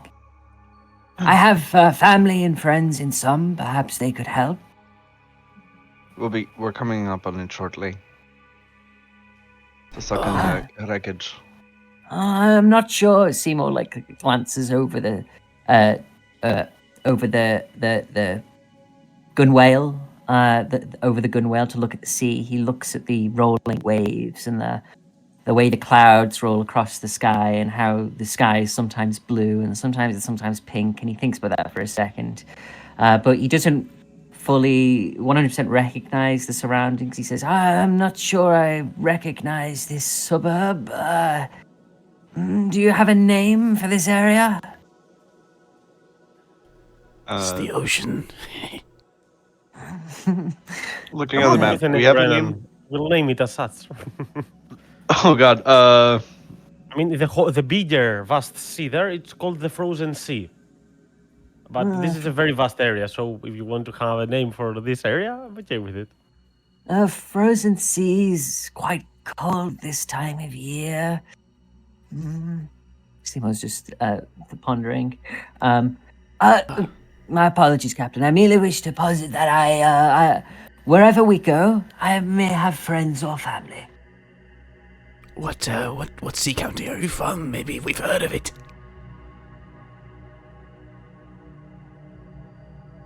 Was that to me, Booyah? Of course, you're the only You'll one from a ha- sea county. You'll have to repeat the question. I wasn't listening. Of course. What sea county are you from? I'm from the Rockpool Sailors. area. Yes, yes, Captain. Aye. I need, as I was saying, I need you to focus. Always focus. Booyah. Yes, Captain. Stop encouraging Seymour to talk. We need the least talking out of this one possible. Aye. It will not happen again. As I was saying, Togvan, you'll be helping us be able to reach down to the bottom and see getting these sailors out. This is an extraction mission, so this is get in, find the sailors, get out. We're not here for riches. We're not here for anything else. Understood? Understood, Captain. Get ready Alright. to go to work. Form a circle in front of me to cast you the blessing of water breathing. Okay. This is quite the magnificent adventure that we're about to go on, Captain. To journey once more beneath the waves is a true blessing, and I appreciate my place in your crew. Astulgman will start chanting some things. He will say in common, whilst doing that, be careful when you are down there. At first, it might seem like you cannot breathe, like you are drowning, unless you have been affected by this magic before, which in that case you are going to know how things work. Do not fight this feeling. Embrace it, embrace the waters. And even though you feel like you're gonna drown, try to drink it. That will make it easier for you to respirate it. After the first minute, it will be nothing. At first, it sounds frightening, but afterwards, you will feel just normal. This blessing, as I said, will last for a full day. But that said, you should be wary. If you are to contact any casters like myself, or any sea hugs perhaps, or who knows what lies in those waters, this spell is dispellable, meaning that evildoers might want to drown you by such spells. If that's the case, there is no defense against it. Just run away, or more like swim away, as fast as you can. Do you understand that? Yeah. It is imperative that if any of you start to drown, that you cease drowning as soon as you can. So I see more.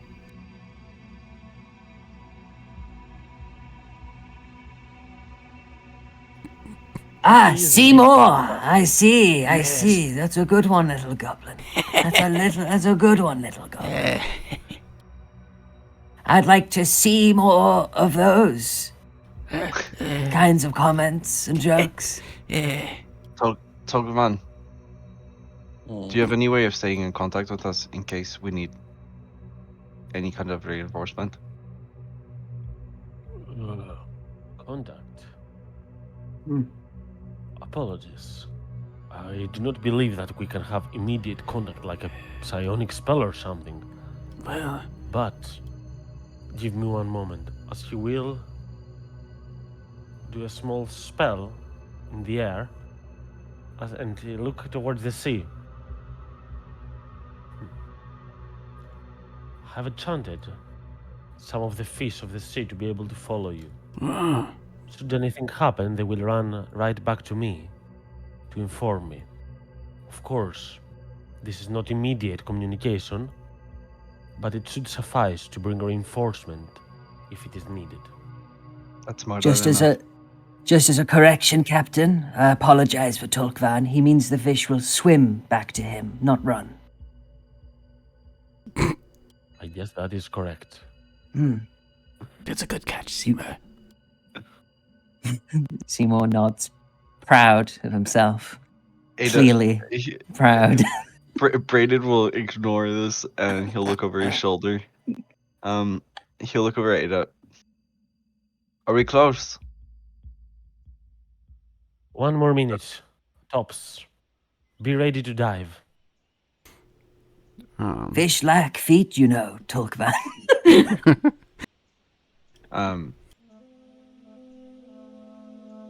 And before, since they have a minute, Braden will look back at Ada. Very well. And then split off and go to Mika. While we're down there, I want you and Sebastian to work on the ballista. I want you to work on cleaning it, repairing it, maintaining it, and But I cleaned it practice. yesterday. You will be cleaning it every day, Oof. and you will be practicing target practice. This All right, is cousin. this shall be like a second nature to you, and I want you to understand. One very thing. I know. You are right. I know. Just. Yeah. I'll do it. I'll do it. Don't mind me. Ada will yell out Internally. loud. We are at the position. Very well. Those of you who are coming, come with me. And Braenan and Lupa will, it's like without a word, just kind of like hop off the side of the deck together. Smoke him if you got him. He throws a piece of honeycomb in his mouth and jumps in. Everybody remember where we parked.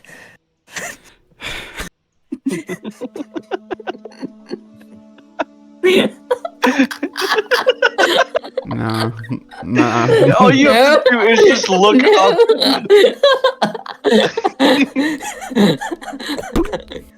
Booyah jumps in. If you get lost, stay where you are. We'll find you. Or find someone wearing a uniform.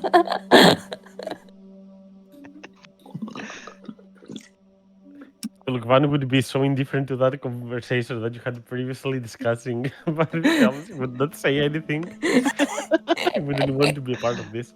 As you are sinking down and down below us, it's getting a bit darker. Some of you do have dark vision, some of you do not, though, to be fair. But most of you are quite able to see in the dark. The Great Warrior is singing first, since he has the heaviest armor compared to the rest of you.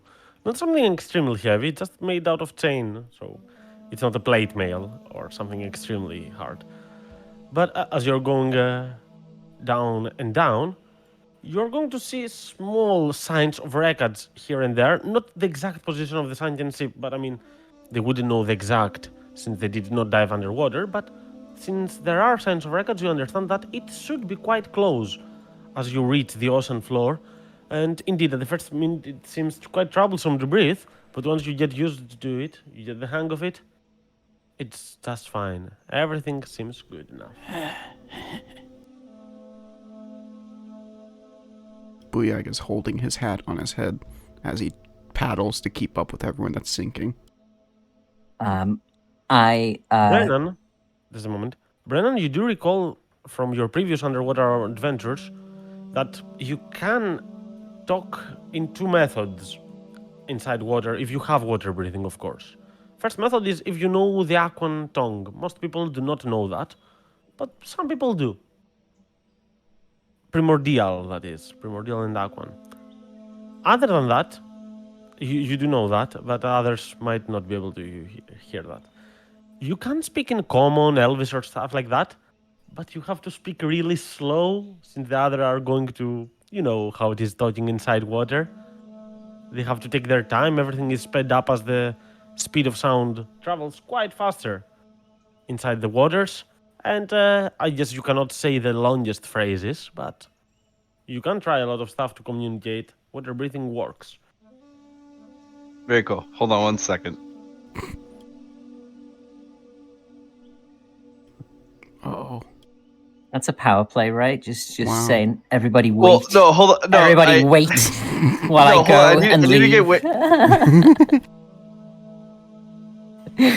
Hey, Joe, I can talk with water in my mouth okay. for myself. I'm just gonna talk normally. That's the third option that BG didn't tell us about. Is we just pour water in our mouths and just talk. I never said that, to be fair, indeed. Well, that's how Just to Aquan make sure, I sounds. mean, you do not have the water breathing ability as Tristan, but you do have it as Brennan, so it's a bit easier. I assume so, at least. So as they start to sink down, Braenan is going to talk very closely and use his hands a lot to help him like enunciate. Look for signs, and kind of try to like find signs of like where these people, where these sailors can be, like if there's any kind of like underwater cave or any kind of like sign of like creature, like a creature like being in the area, if that makes sense. The great warrior will point towards some of the planks of the records and say, "Sign. Another sign. Another sign." Good. Apollo? Yes. Yeah, I thought that would be a bit on the nose. Signs of life. What's the light And- situation like, BG? Did you say it's dark down here, or you said dark Not vision's completely fine? dark yet, since okay. outside there is sun, but of course it does not pierce the water deep into the Deep, ocean yeah. floor. So I guess it will be dim light and it will get darker. For now, you can see. Seymour, with we'll just follow. I guess the great warrior, or Braenan. Whoever is moving in the direction of this this stuff. Yeah, I latch onto the Great Warrior and I'll cast light on his armor. Yeah. This will help you guide your way.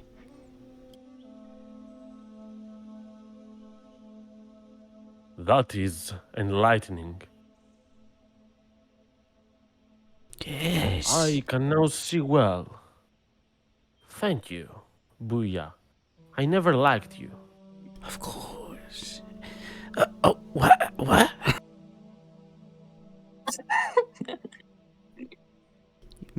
Hearing that, I'm gonna quickly do a secondary thing and say, I'm gonna whisper into the Great Warrior's ear. We have traveled long. I know we're pressed for time, but perhaps we should set up camp. And I'll cast suggestion on him. Okay. By the way, Booyah, you do wear a cap, a small hat, but you don't feel something strange going below that, as all of your hair will fall out. It will grow later, but oh my god, that's amazing. Just a couple hairs fall out of his cap and start floating to the top of the ocean. I guess they would. Of the Nobody characters, here I know they don't move, but I will describe some stuff. Go on. I was going to say, the characters talking, how many of them are able to be understood? We've had the Great Warrior, Harmony, Booyag speak so far. Are they water muffled, or are they speaking in, Aquan and stuff? I assume they're speaking just muffled. And Okay, slowly. yeah. No.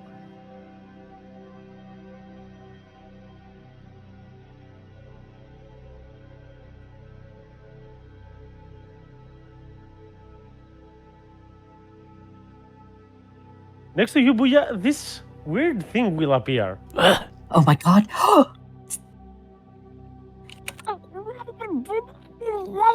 And it seems to be drowning. Oh no!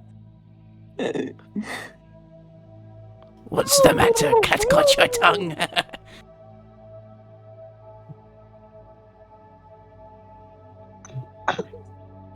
What did you find? A metal person. Seymour would like to try and give this metal thing. He would like to quickly swim up to it in the murky darkness, and try and give to it the kiss of life, and try and breathe some of whatever he's breathing into this modron, to help it out. I don't know if that's gonna work.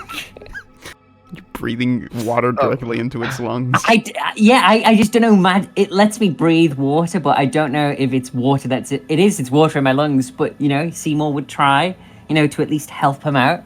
I don't know if it would accept BG. Give me survival check. I'd say that it is possible, but it would be more about the technique you're using. It's not something that anyone can do. But That's a 10. okay, it seems to be working. Yeah. Seymour just tries to soothe and calm this strange metal thing with legs that's appeared. He looks confused and just generally uncomfortable being near it. A bit But- forward, Seymour.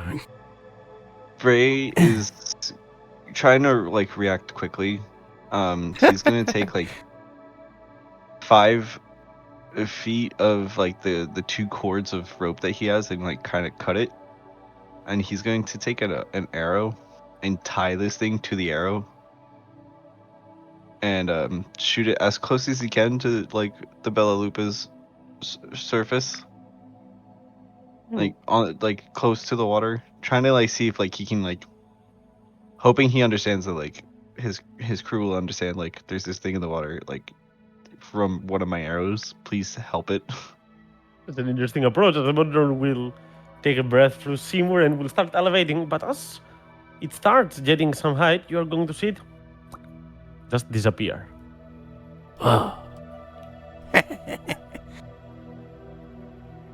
Voice muffled by water. A lot of things will capture your attention, though. You're going to see some sailor just lying in the bottom of the ocean. That's strange, Especially if it's been a couple of days since they were dead or unconscious or something. Unless they have something heavy on them, they would usually float to the surface.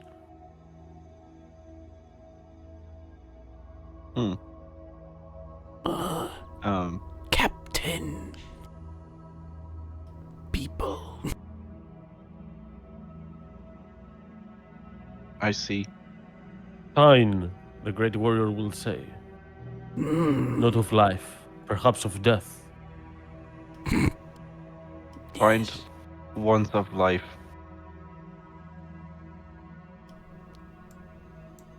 I don't know if you are all aware, but there was just a 2-legged metal sphere with a face that was in agony here a second ago. Perhaps a sign. How are you speaking so much underwater? Seymour gurgles that previous sentence out.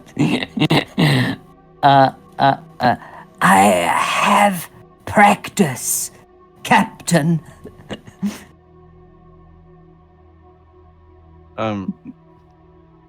Practice finding bodies. I have found a body, Captain. And Seymour points to the body to Braenon's right. His left, sorry. Find more. And he points again to the one to his right, next to Harmony. Okay. I'd say Booyah, Braenan, and Harmony. Give me a D100, each of you.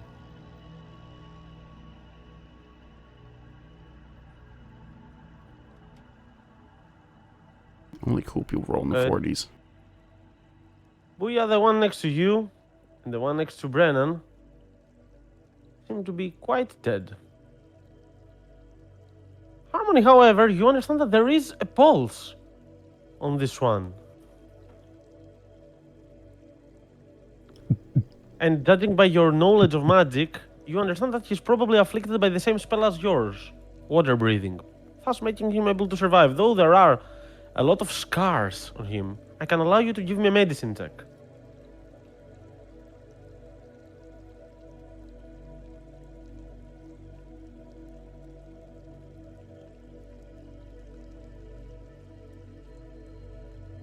Did you hear me, Harmony? I did not. I'm sorry. Feel free to give a medicine check if you wish, as you see this one next to you breathing. Oh shit! This guy might still be alive. Yeah. Not good at medicine though. He has taken some injuries, but you do not understand of what nature exactly. But he is harmed, unconscious, but breathing thanks to a water breathing spell similar to yours. Can I tell with magic damage? Can I Arcana check to see if it was like a magical damage you took?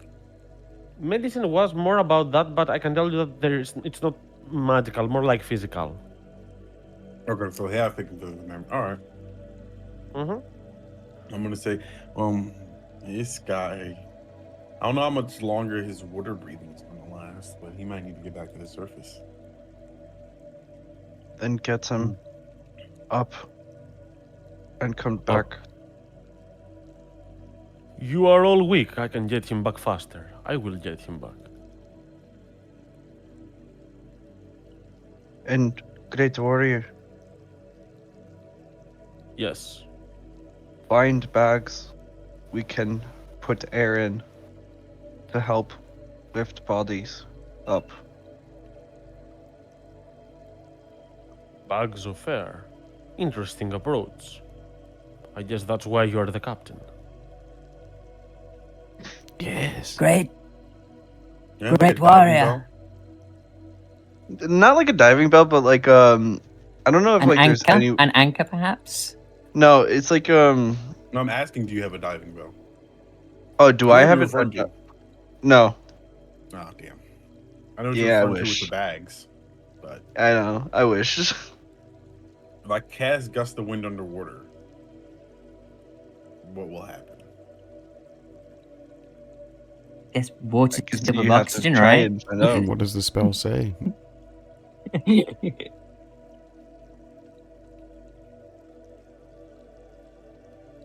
Well, the Um, Great Warrior will emerge upwards as you are going to lose his light. And the gust of wind will definitely aid that a lot there. Oh no, I'm not using it. I was You're asking. checking how it works. Okay. Yes, It's wood. I can put out fire. Can you put out water? It's a evocation spell. Evocation means that it creates something. So it is kind of creation of air and not just a pulse of energy that pushes the air, I'd say. Okay. So yeah. So generally, if we get a bunch of bags that can contain water, we can probably use them to get the people to the surface. Like water skins, but like reverse it. Just air inside them. Air skins. Would work. As seeing that there's some potential survivors upon like the people still here. Braenan sees one at the edge of his vision, so he's gonna start swimming towards it with Lupa. Seymour will follow his captain into the dark, murky depths. Seymour, roll me 1d100 for this one.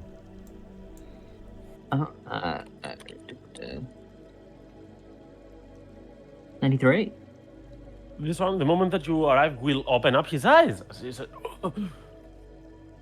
"Oh, it hurts. Who are you?" Easy. Rescue. Calm down. What? Seymour, What is Attacked. my feet? What is happening? As you can see him, he's trying to raise his shoulders up, but he cannot elevate himself, like he is bound to the bottom of the ocean. What are you doing to me? I'm can not doing anything. Not doing anything. What is... What? I remember.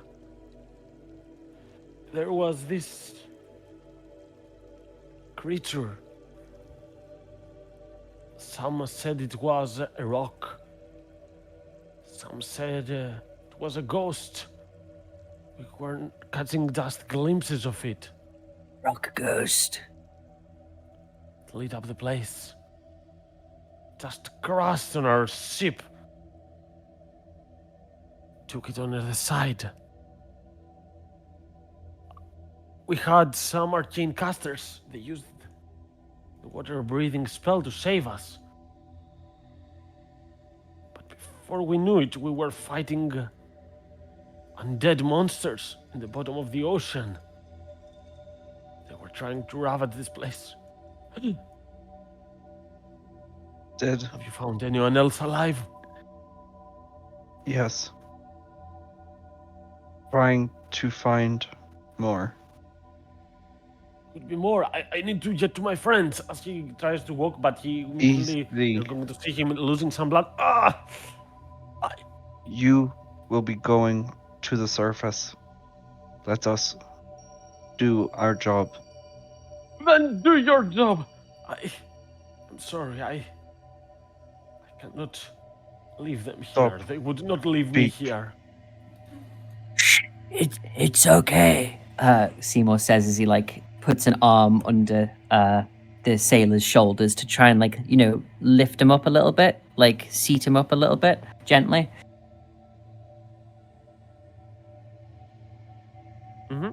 Seymour, keep him restrained until he can move.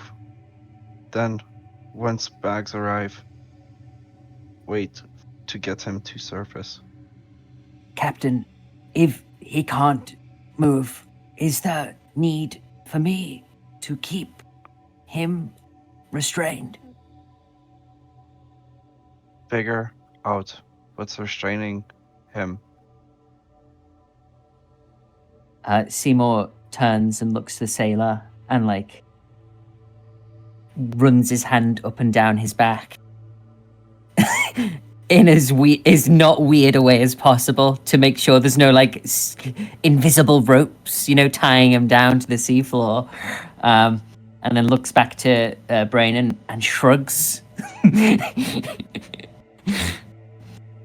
Captain, I'm not, I can't figure this out. However, if there are rock ghosts down here, as he says, then we are all in grave danger. Rock ghosts are sturdy as a rock, while being as incorporeal as ghosts. Brennan, as Seymour says that, you're going to look around The great warrior did go away to get the navy, the man that you saw being alive up there. But you do not see Booyah anymore. Where is Booyah? I don't know. He was there just a minute ago. You can give me Red. perception through Lupa if you wish, Braenan. Oh yeah, please. I swear She's a man, that's because of her keen hearing and smell. That's an 11. Okay. She has lost track of him, but she knows that he went towards the direction of the ship, of the sunken ship, of the wreckage. looked away Seymour. for only a second. I Keep swear. an eye on him. Harmony, help me look for Booyah. Let's go. As the sailor here will look at you, Simon, and say, "Go. I just want to make sure that my allies are alive. I won't run after you. You'll Shh. just Don't speak. Don't speak. What's your name? Marcus Avericus. Marcus. I will find your friends, and you will be safe. And Braenan, as you pass through there, give me a wisdom save.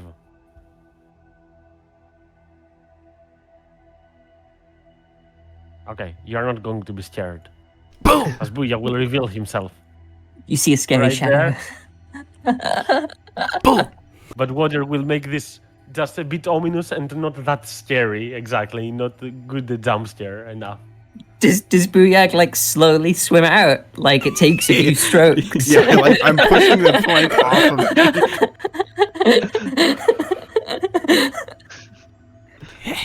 You can get a Gotcha. push off to start. I got you. No, you didn't. You were so scared. You should have seen yourself. Get back to work. Yes, Captain I. They say that you are going to hear some movement. Booyah from the left, Braenan from the right. There and there.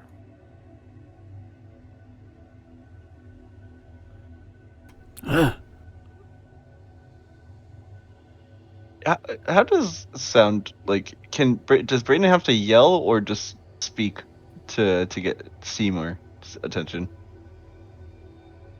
Timur is far away. Probably you have to yell a little bit. Seymour has, Seymour Booyah has can this guy hide in his them. arms. And it's like, People think below the ocean's a dangerous place, Marcus, but it Seymour. really isn't. There's- Here, now. and immediately lets go of, takes his arm from under Marcus's back, letting him like slump back towards the seafloor in a puff of seafloor detritus, silt, and dust surrounding him, and just immediately just starts swimming away.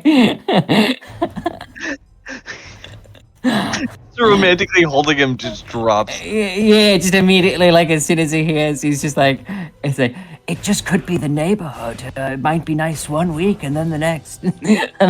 just it starts swimming in that direction. Looking towards your side here, Lupa and Booyah, you're going to see a door like shooting some bubbles there as you see some movement, someone walking. But once you see it, you're going to realize that whatever it is, it's not someone that is still alive. As you see something like a zombie but with tentacles and rotten, scurvy limbs right there moving towards you, and it's holding a weapon pointing towards you. And at this point, I would like for some initiatives, as not only these, but also the two sailors that you deemed for dead are going to also rise up.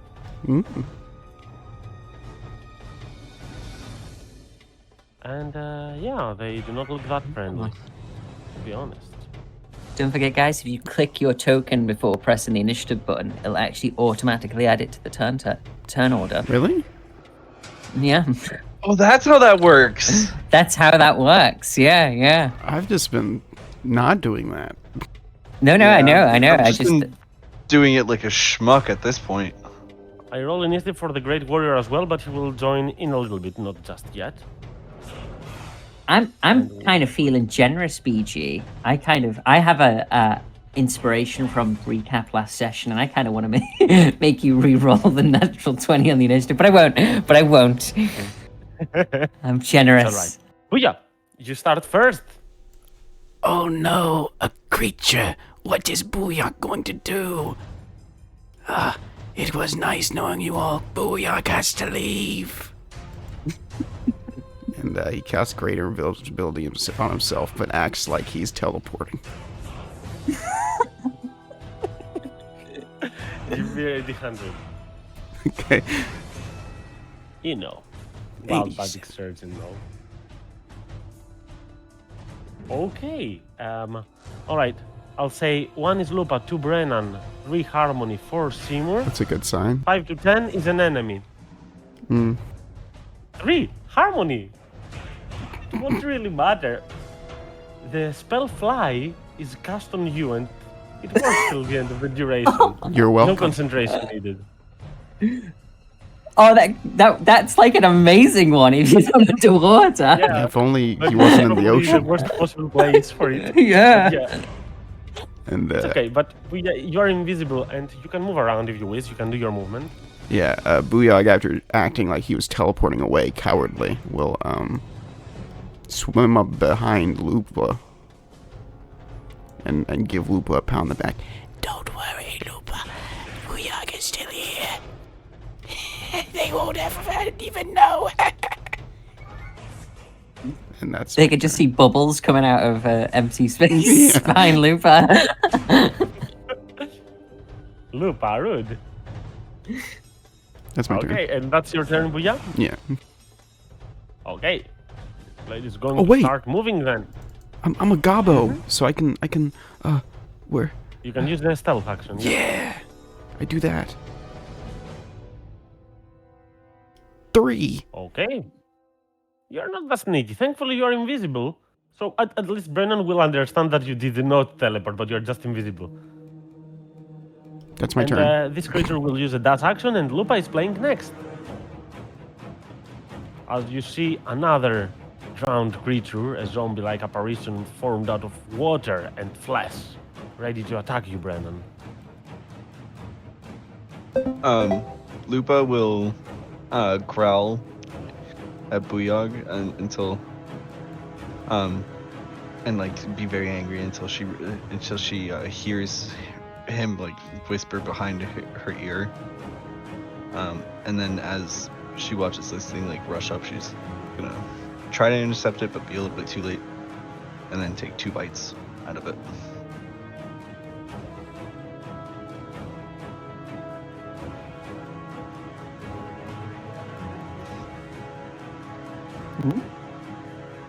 Alright, both hit, of course. I'm gonna roll some strength checks for prone. I fall prone on the first one. It makes it even more possible for it to drop down on the second.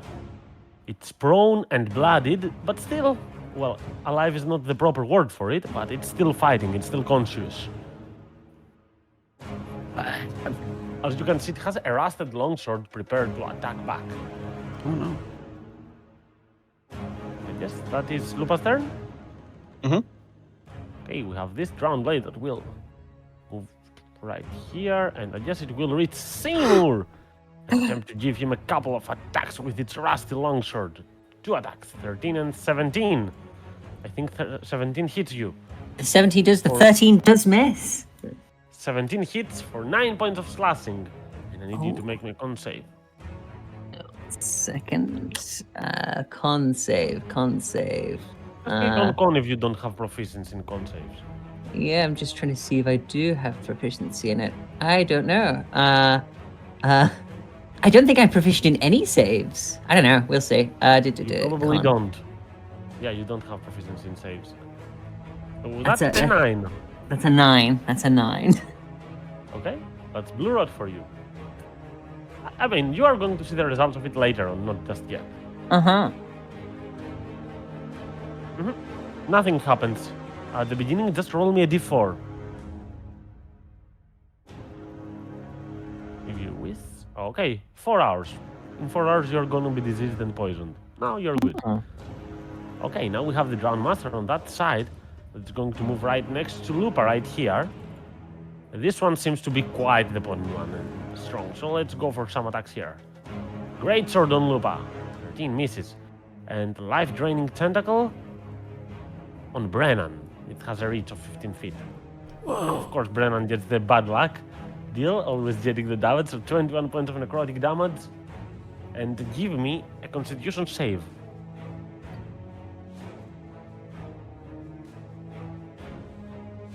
Hey. You're good. No HP Nice. loss or anything. You just lose some HP. And all right, that's its turn. We have this drawn blade that will take the dash action to reach closer to Harmony. And Harmony, you're up next. Mm-hmm. I'm just going to get off the fly mark because I know that's bad, right? But you have the spell, so if you get in the surface, you can even fly further. Wait, I can't fly underwater. No, you cannot fly No. underwater. I mean, you Water can swim doesn't upwards. spread. That's something all can do. Does it help you swim faster? No, it does not. Oh. It That's helps why you having fly the swim faster. speed- Swim speed is actually a good trait, even for creatures that can fly, because it helps them swim faster. I learned that the hard way as Otvar. Mm. Give me 1 second. I haven't played this character in a while. Yeah, no rush. I'm just waiting here for you. All right. I'm gonna activate Blade Song as a bonus action. I guess it's like a siren's call under the ocean.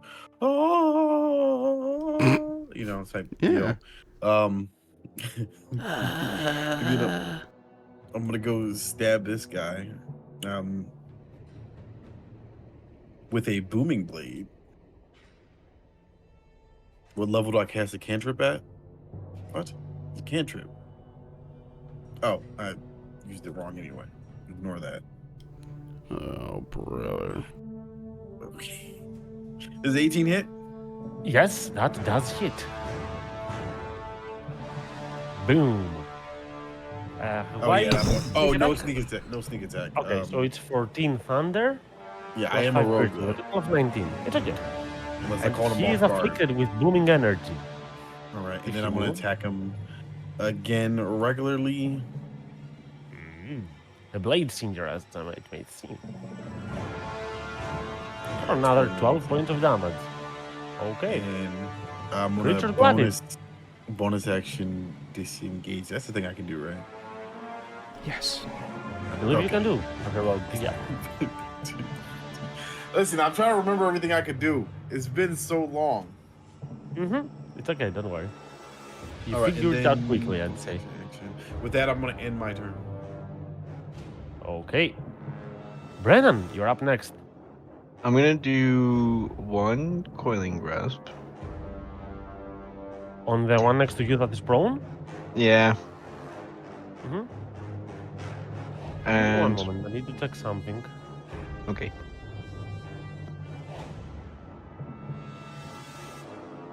Yeah, the tattoo is upgraded if you see right now. I think you should update the text of it. It's become quite stronger since you Oh, added did the I? English power to it. Nerd. Ha, sorry. You have, Um, you do remember the stuff that you can forgo one of your attacks to do it. I'm sure you do because you said you're going Yep. to do one of this. But it's a bit stronger than that. Nonetheless, A let DC me do a 15. strength save with the creature. It fails, and even 13 damage, which should be one extra hit dice, even 13 though is enough for it to go down normally. But this creature is an undead creature, which means it has a chance to survive. So if it rolls more than 18, it lives. But nope. The Calling Grasp tattoo will be more than enough to crush the body of this creature and drop it down unconscious. Perfect. And then go for one attack on this one.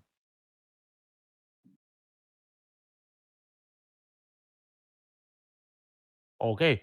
May I remind you, Hmm. longbow shots have a disadvantage underwater. Oh, that's right. So you need to give me a reroll. Ranged attacks are not that potent, but you are experienced and you're gonna make the shot. Give me the damage. Okay, for 13 more damage, and this one is very damaged and intensely, both by your shot and Harmony's magical attacks. Any movement? Let me think. Yeah. How about we move here?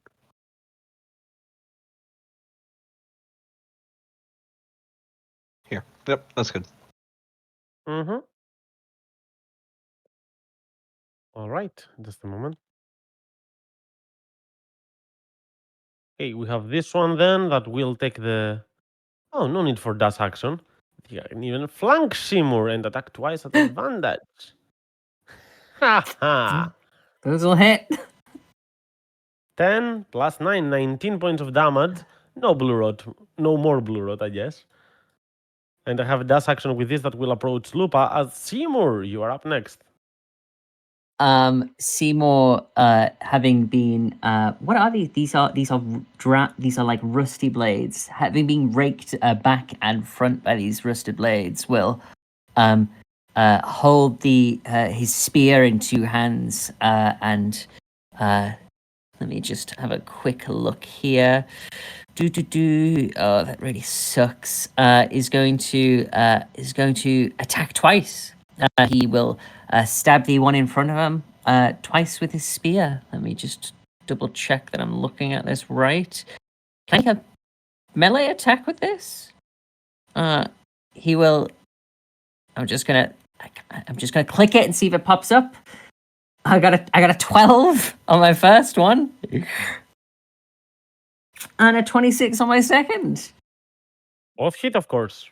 Awesome. How do I roll the damage here? I've got to type it. 1 second. 1d, 5. A spear into. I'll just go for what's on the character sheet. First attack and second attack. For 18 damage. Sorry, I rolled a All right. 1d5 rather than 1d6. Why don't you click on the returning spear? That's how it works. You click on the red letters on the attack that has been formed. I'm not seeing any red letters On anywhere. the chat, Sorry. there is the You- returning spear, the headline. You click on the name of it. Hey! Oh, okay. Wow. It again. There was I didn't see that. So I'll just click that twice. click it once well, more. once. One more. Yeah. Yay. There you go. All right, 19 points of damage. Starting to pack some damage here. Yeah, and I suppose that is my turn. I have movement, although that doesn't really matter. Yeah. Yeah, that's Seymour's turn. Mm-hmm.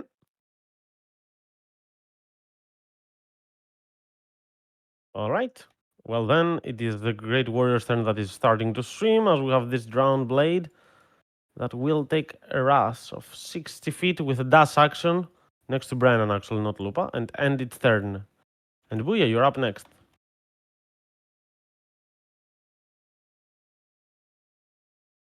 Okay.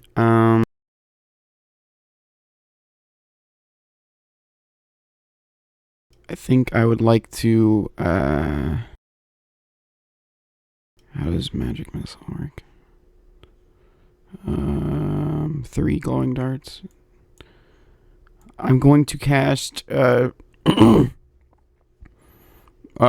magic missile with a third level slot. Booyah says, Booyah, booyah, booyah, he's had a good day, so booyah, booyah, booyah, booyah, he's gonna play. Says the invisible goblin. So he's gonna cast a magic missile at this is third level, so it's 5 darts.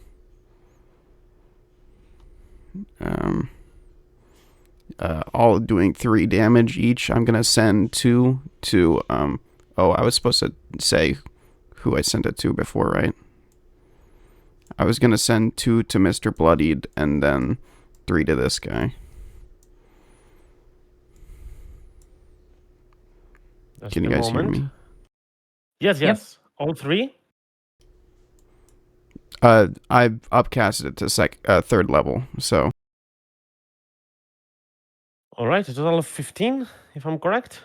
well, yeah, I want to send 2 to this guy and then 3 to this guy is what I was 3 gonna to do. here. Okay, got it. Okay, surprisingly, the one that is extremely damaged will survive with a little bit, but not much. Anything else you want on your end? Yeah, I'm known for my reliability. I'll swim over here and just hold on to this piece of rigging, and I'll hide. Mm-hmm. 6. All right. You That's can my do turn. better, but it's all right. And you end your turn there, Yeah. next to this creature? Yes, sir. Okay. Next one is dead, so Lupa is the next one playing. Lupa is gonna go to the one next to Bray. Oh, And, fuck. take a bite out of this one.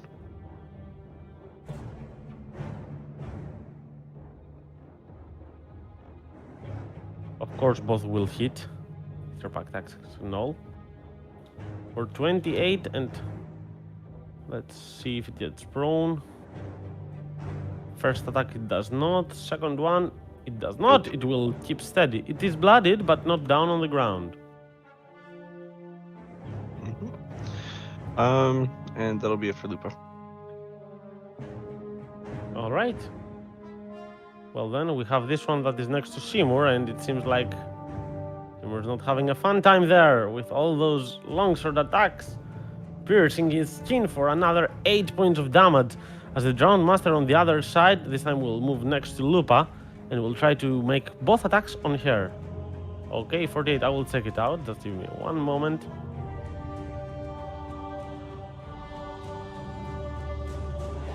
Okay. 48 is... Ah, that is amazing. Okay, this is going to get even weirder. We did not manage to drown that creature. We're gonna manage to drown something else now. Oh my god. Booyah thinks Oh my he's hidden. god. I'll roll initiative for the unicorn, but let's continue with the drowned master for the time being. Someone's gotta give it the kiss of life. I gotta give it the kiss of life. Can they breathe underwater? I doubt it. We'll see. Yes, she can breathe for some turns. She has a good constitution, but you can see the unicorn not being exactly happy. And This he is will weird attempt to for teleport, us. but there is no familiar location for the unicorn as he panics, so he will not manage to do so. As this drowned blade, electrified, will start moving and will take the 3d8 from booming blade. So can you roll me that damage? It's right here.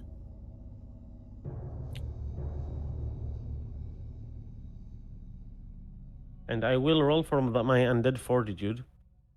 Because I might survive, I might not. Who knows? This is 15, I die. Okay, and Harmony, I believe it is your turn. Yeah. Fuck, I don't even know if I want to help the unicorn or help Seymour.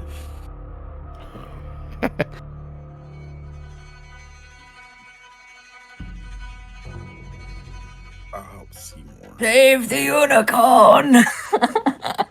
Okay, if he's gonna tell me to save the, I don't think I have the capacity to save the unicorn, so let me not even.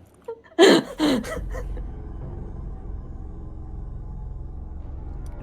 gonna go here and I'm gonna attack this one.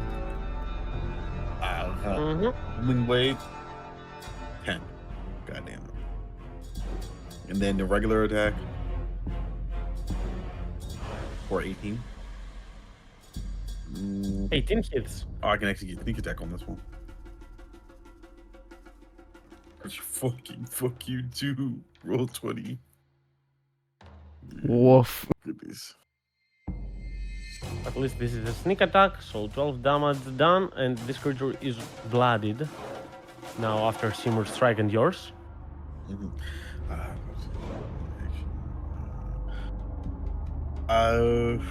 I will just end my turn there. Okay. Braenan, you're up.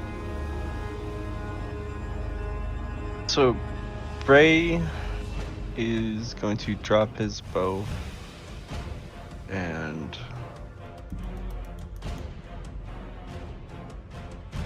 I think he's just gonna take his swords out and go after the one that's right next to him in Lupa.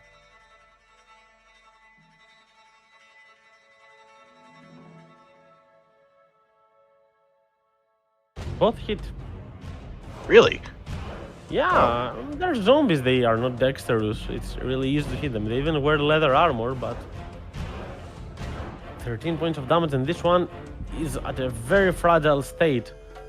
Almost ready to fall down on the ground, but it survives. Then as a bonus action, I'm just gonna take Booyog's example. Alright. Getting some invisibility for yourself. That's neat. Just so you know, you can actually use that prior to attacking to get advantage on the two attacks, and you would still remain invisible till the beginning of your next turn. Yeah, I didn't even think about it. It's alright. Next time. I think I'm just gonna go move around so I'm not in the same spot, but to not leave the areas just so I can just so he doesn't know where I am. Alright. Well, then the next one playing is the one next to Seymour. That is going to continue attacking right there. Die, Seymour. That's hit. Another 21 points of damage. I'm actually doing a lot of damage to Seymour. It seems so. And we have this one that will, since the Booyah has not managed to hide very well, it will try to attack it at disadvantage twice. Does anything hit you? No, I have mage armor. Made armor. Boing! Alright then, so both will miss. As Seymour, you are next. Seymour his studded leather is shredded and floating to the surface of the water, dispersing amongst the silt and the blood. He's taken quite a few hits. He'll grit his teeth and hold his spear again in both hands as he lifts it above his head, and he sees the unicorn. And he remembers the strange metal guy that was just there a few seconds ago that disappeared. And he starts to swing at this bloodied undead creature. And he says through water warbled words, he says, he says, "With metal legs and ivory horn, both saved, a hero will be born." And he swings his first spear attack. 18 for 6 piercing. And as it hits, there's a loud crack and a ripple in the water as he summons forth the energy of the bitch queen, and through him and through the spear that he's holding, just a jolt of bright electric light will travel up into this thing, and just scorch it. A hero will be born in the cold beneath the sea, surrounded by dead that shouldn't be. Strong of soul and spirit, Seymour will give it. And he turns around and strikes again with his spear. The other one, 27 for another 9. Again, spear this undead as he finishes off rattling off a just a hymn, a tale, a legend, inspired by his own words. And he will swim around it 5, 10, 15, and that will be his turn. The spear's like Alright. crackling and swirling with lightning light. Very potent strike. I don't even roll for undead fortitude since this is more than 33 damage. So, yeah, Simur's done, and at this point it will be around then that Great Warrior will return. As he starts running, but he doesn't make any strikes just yet. We have then a Drowned Blade playing. This is the one that is really low and next to the invisible Braenan. We will try to search for Braenan at disadvantage because it cannot really see him. So two attacks at disadvantage, both will miss thanks to the invisibility of the Wood Elf. And Booyah, you are the other one invisible and you are next. I look to, forgetting I'm invisible myself, I look to the mighty celestial being that I have conjured with my powerful magics. I will say, Booyah has summoned ye. The loud one is funny. Please save them. Go forth. I say to the unicorn. Right? Give me a check, a persuasion, I'd say. Or a performance because you didn't summon it, but more like you want to persuade him just to help your friend. 5. It's a charisma, by the way. Ogvar will use his inspiration. Fair. And if it's not enough, it is.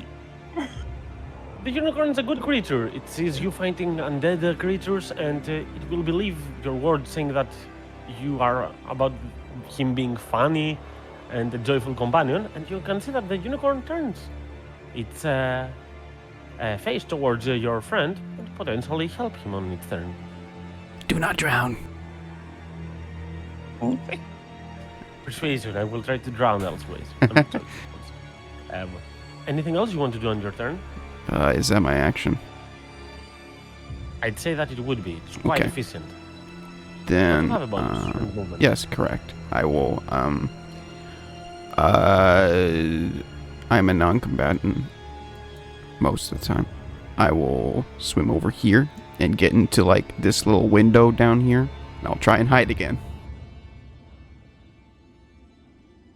Oh, where did Booyah go? You know, speaking does ruin the purpose of hiding, but you are pretty well hidden with a 19 on dexterity, and Lupa is next.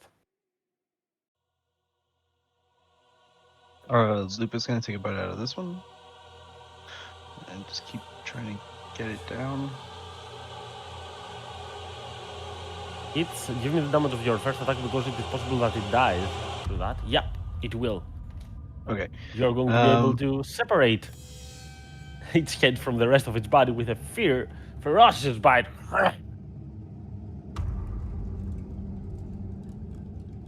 And then it'll take another bite out of this one.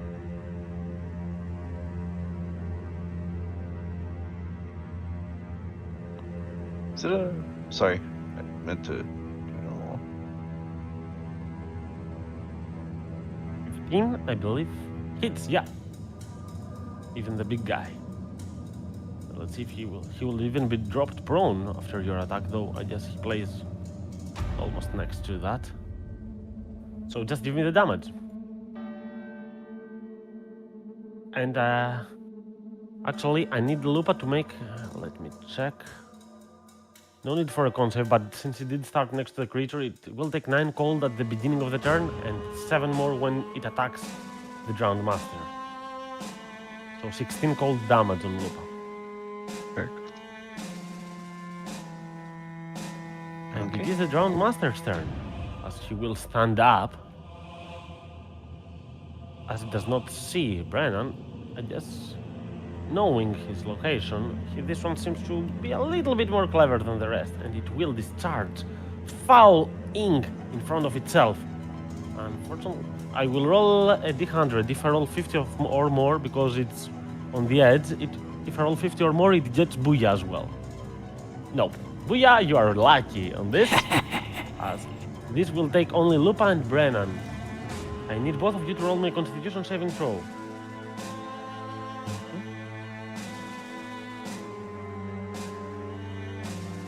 And roll for Lupa as well. Can I reroll? All for right. Lupa? Lupa has advantage thanks to your ability. Yeah. Yeah. Okay. Lupa will take only 13 points of damage and not become blinded and contracted with blue rot. On the plus side, though Braenan does suffer the full consequences of 27 damage and contracting it, you recall this sensation and you know that it's cured by quite low level magic. Juniper has higher level magic than that, of course, but you do hope that the druid on top of your ship might have some similar powers as well. But for the moment, you are in the panic of combat, and as focused as you might be, you take quite a lot of damage. I'll roll for recharge on this ability for the creature, which it won't recharge. I will indicate this with this marker. And the unicorn is next, as it will move towards Seymour. And let's see. I'm going to do Killing Touch. You regain 13 hit points and you are no longer contracted with Blue Rot. Aw. See, Thank you very this was the much. purpose of the Booyah all along. Yeah. All according to Calculated. This was my Kikak, yeah. plan. Yeah. Hold on. That didn't add right. Oh no, it did. Harmony, you're up next. All right, let's see if we can finish this guy off. Mm-hmm. 19. Hits, of course. And that's a lot of damage, but it will barely survive actually from this. That hits, and now it depends on all the undead fortitude traits. So if I roll 13 or more, good. And it seems like these zombies do not work like proper zombies, and they all die. His Bah! head's gonna explode in a shower. Actually, it's not a shower. A little like of thunder. Mm-hmm. Swim away before the liquid touches me. All right. I was here. 5, 10, 15, 20, 25,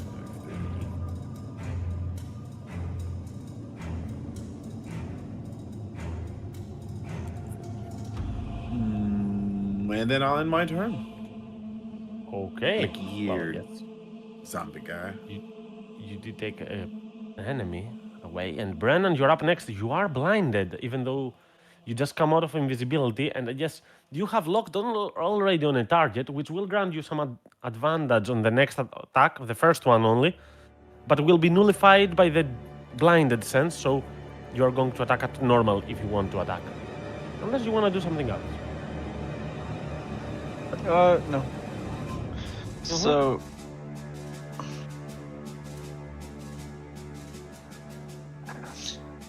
If I was to come back over here and pick up my bow again, that counts as an action, right?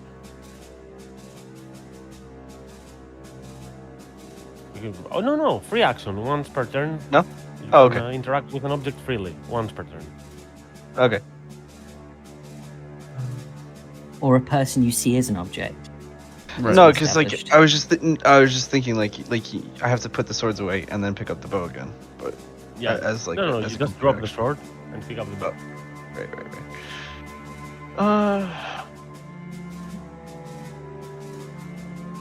No, never mind. I'm just gonna go here instead of picking up the bow. If I'm blinded, hopefully I can take a step forward and go after this one who's attacking Harmony. Okay, go for it. First one is normal. Second one, you would have disadvantage. 13 hits. 21 hits. Both attacks connect. For 17 points of damage, even though blinded. By the end of this turn, you are going to regain your vision and be quite happy that you were able to strike twice, even at that disadvantage. The creature plays right next, and I will attack Harmony with my rusted longsword twice. But I do believe those rolls are pity rolls for the high dexterous and evasive soldier that Harmony is. And Seymour, you're up next. just cured by a unicorn that is summoned next to you. Yeah, with the undead creature before him, having like puffed into a cloudy red mist after Harmony hit him. Seymour like feels the brush of a horn against like the back of his neck and turns to see the unicorn stood before him, and it not a hallucination. And he repeats the words back in his head of the prophecy that he just spoke of, and just thinks to himself that it's him. He's the chosen one, you know? This unicorn has come to help him in his time of need, beneath the sea of all places. And he looks at it and he sees its cheeks puffed out, you know, in the telltale signs of someone holding their breath.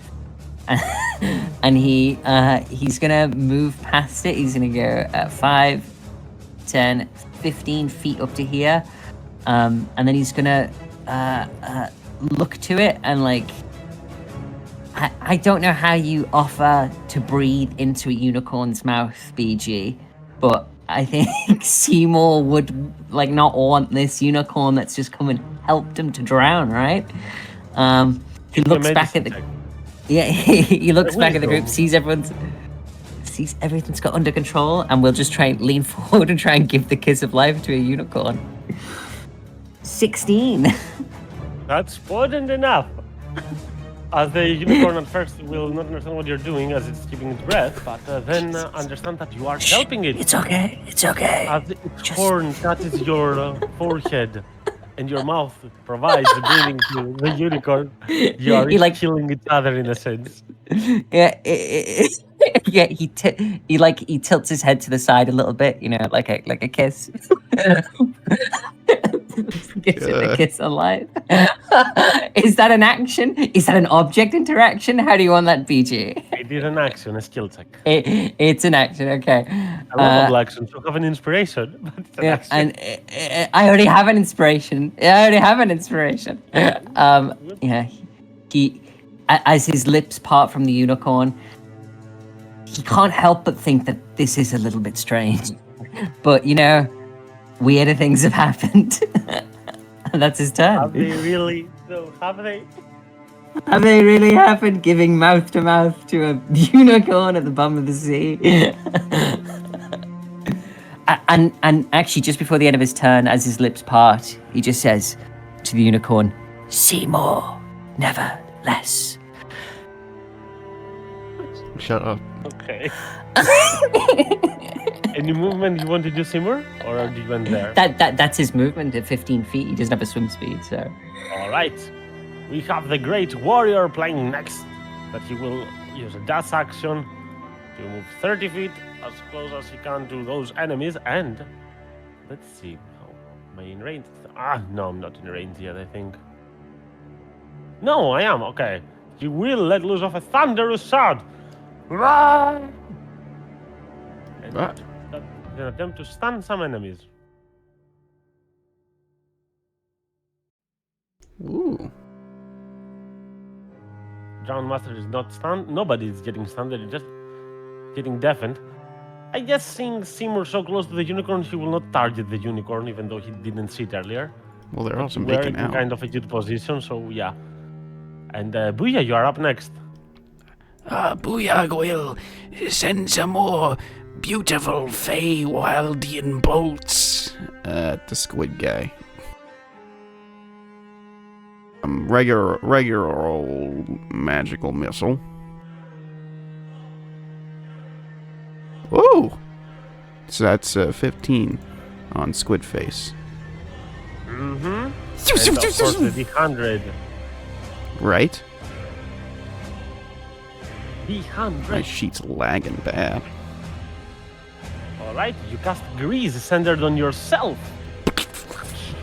I send out my own ink cloud. Mm-hmm. And thinking I'm covered in this grease, I'm unseen still, so I will stay in place. Why not? I'll hide too. Just for the hell of it, and that's my turn. You need to make me a dexterity saving throw or fall prone at the end of your turn. Really? Okay. I mean, you are at the grease, unless you start swimming upward. I guess that No. makes sense as well. I wouldn't. Okay, you keep steady. 21 is good. Oh, you rolled the 4 previously. The 4 was the hide, though, right? Yes, correct. Okay.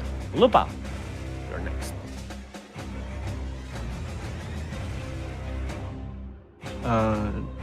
Just 2 bites after this. Mm-hmm. Classic Lupa. He's going to take some damage. Hits the first attack. And give me damage for the first because it's possible that it falls prone, so you have advantage on the second. So give me a reroll for the second attack because it is possible that you might have a critical. Who knows? Nope. Okay, so 16 plus. How much the second attack? Roll for once more for the damage. Okay, 26 total damage as Lupa will take 13 cold and another 8, 21 cold total as he's having a bad time herself. As you are going to see this John Master without a jaw trying to mutter something like useless wolf or something along those lines, but it cannot really speak. We'll make a couple of attacks. One on Lupa. That will hit her, unfortunately, for another 28 as it's struggling, and the life-draining tentacle will try to target Harmony. Hey, It has a reach of 15 feet, so Harmony, you're going to take 10 necrotic, and I need you to give me I'm gonna a Constitution shield saving that. throw. You're gonna seal that, okay? As a magical barrier will be forced out there, and Harmony is going to be fine. As Unicorn is playing next, and the Unicorn is going to see the sailor that is damaged right there on top, and will rush next to him in order to heal him on the next turn with it. I mean, it has a name, but you haven't asked it yet. The other one just kissed it without asking even its name. Harmony, you're up next. A lot of things are happening. A lot of confusing emotions. I'm gonna attack this guy. Okay. He looks important. Wait. Would the wolf count as a companion or an ally? Of course. 13. 13 that does not hit though. 15. 15 hits. You take 7 points of cold damage in retaliation from this creature's cold aura, but give me the damage of yours. No. For 15 points of damage, as damage is starting to pack up. This one is highly trained compared to the rest, but you're getting it lower and lower. They're gonna disengage from and then turn. Okay, Braenan, you're up. Both you and Lupa are in a bit of a struggle. Right there.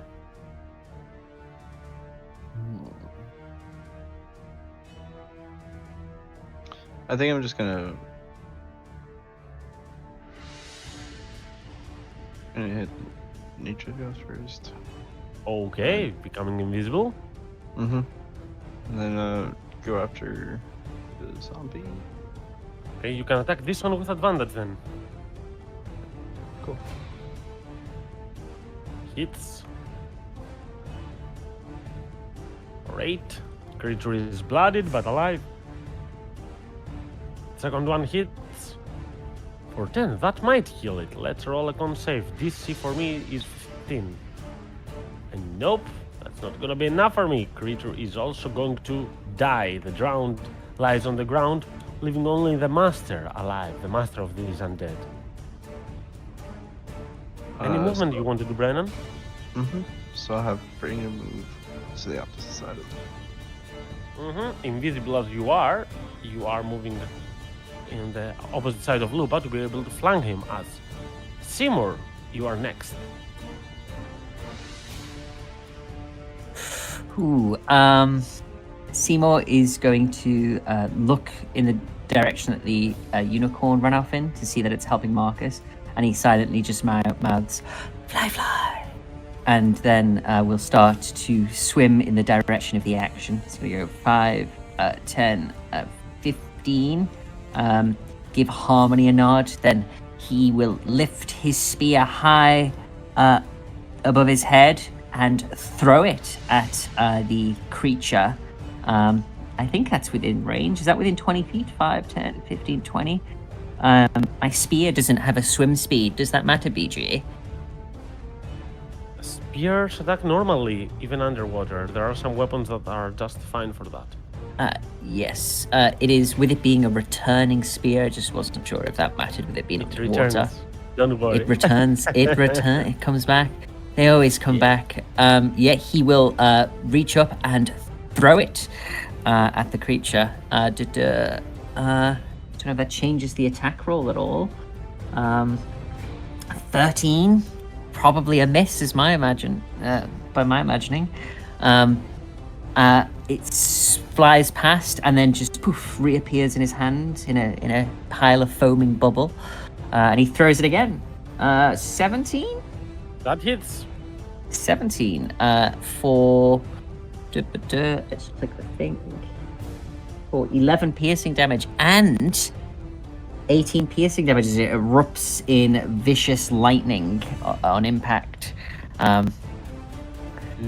Creature becomes bloodied by your potent lightning strike of the spear as it bursts.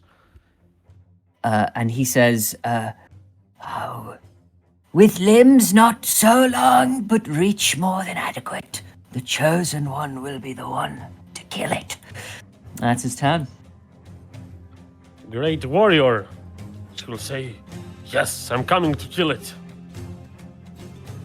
As he takes the dash action. And I believe that's it. He doesn't have anything else after dashing. So, Booyah, you're up. From the dark fog of Greece, I send more magic missiles. Pew, pew, pew, pew, pew, pew, pew, pew. Of course, 9. what we are truly waiting for is a D100. We don't care about the magic. 29. Fireball, I explode. It's going to be increasingly large and cumbersome creatures for Seymour to kiss. Like, it'll be a bear next, and then it'll be like an elephant. It'll just get out of control. Since you are also invisible, I leave that up to you, Booyah. How do you want to do that? Can I see everything on this map? I'd say you can see up till this point for sure. And through a lot of destroyed debris, you can see up to 60 feet here. Yeah. Upwards, of course. Downwards. Yeah, I guess you guys just don't see anything happen. But Seymour's gonna appear over here. Lupa. He's next. Oh no!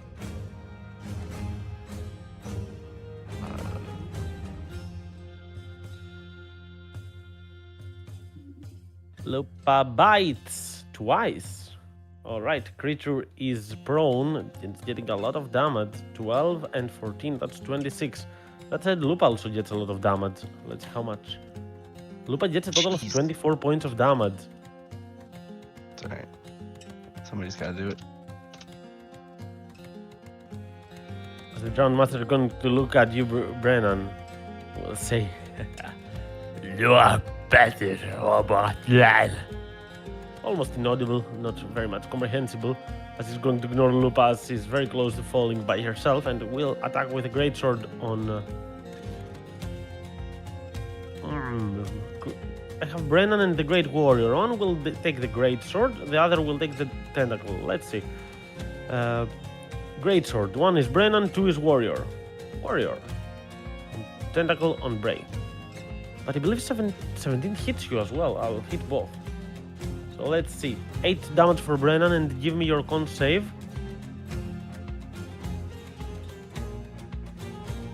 You are fine, and 19 for the Great Warrior. That will succeed on the con save and not get any blue rod. As the unicorn will heal Marcus. Marcus is gonna be more than fine. The unicorn will start moving towards you once more with his speed, but it's slower due to no swimming speed. And Harmony, you're up next. Let's hope I can hit that. Oh, well, he's prone, so I can definitely... let me not even jinx it. Ah.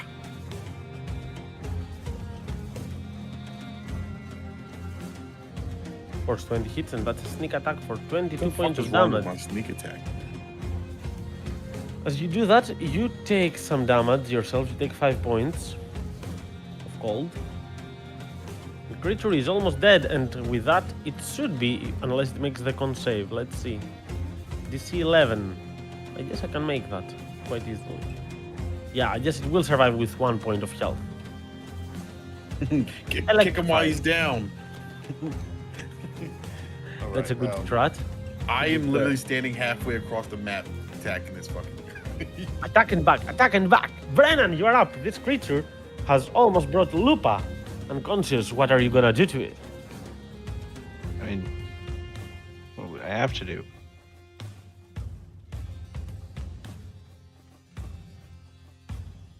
Let's see. I need to make a DC 15 roll. I'll make it. I'm still alive. And you take Jesus. 3 damage. This one has a good con save, contrary to the others that always died. It's not. It won't be that easy to get it down. But you have one more attack, right?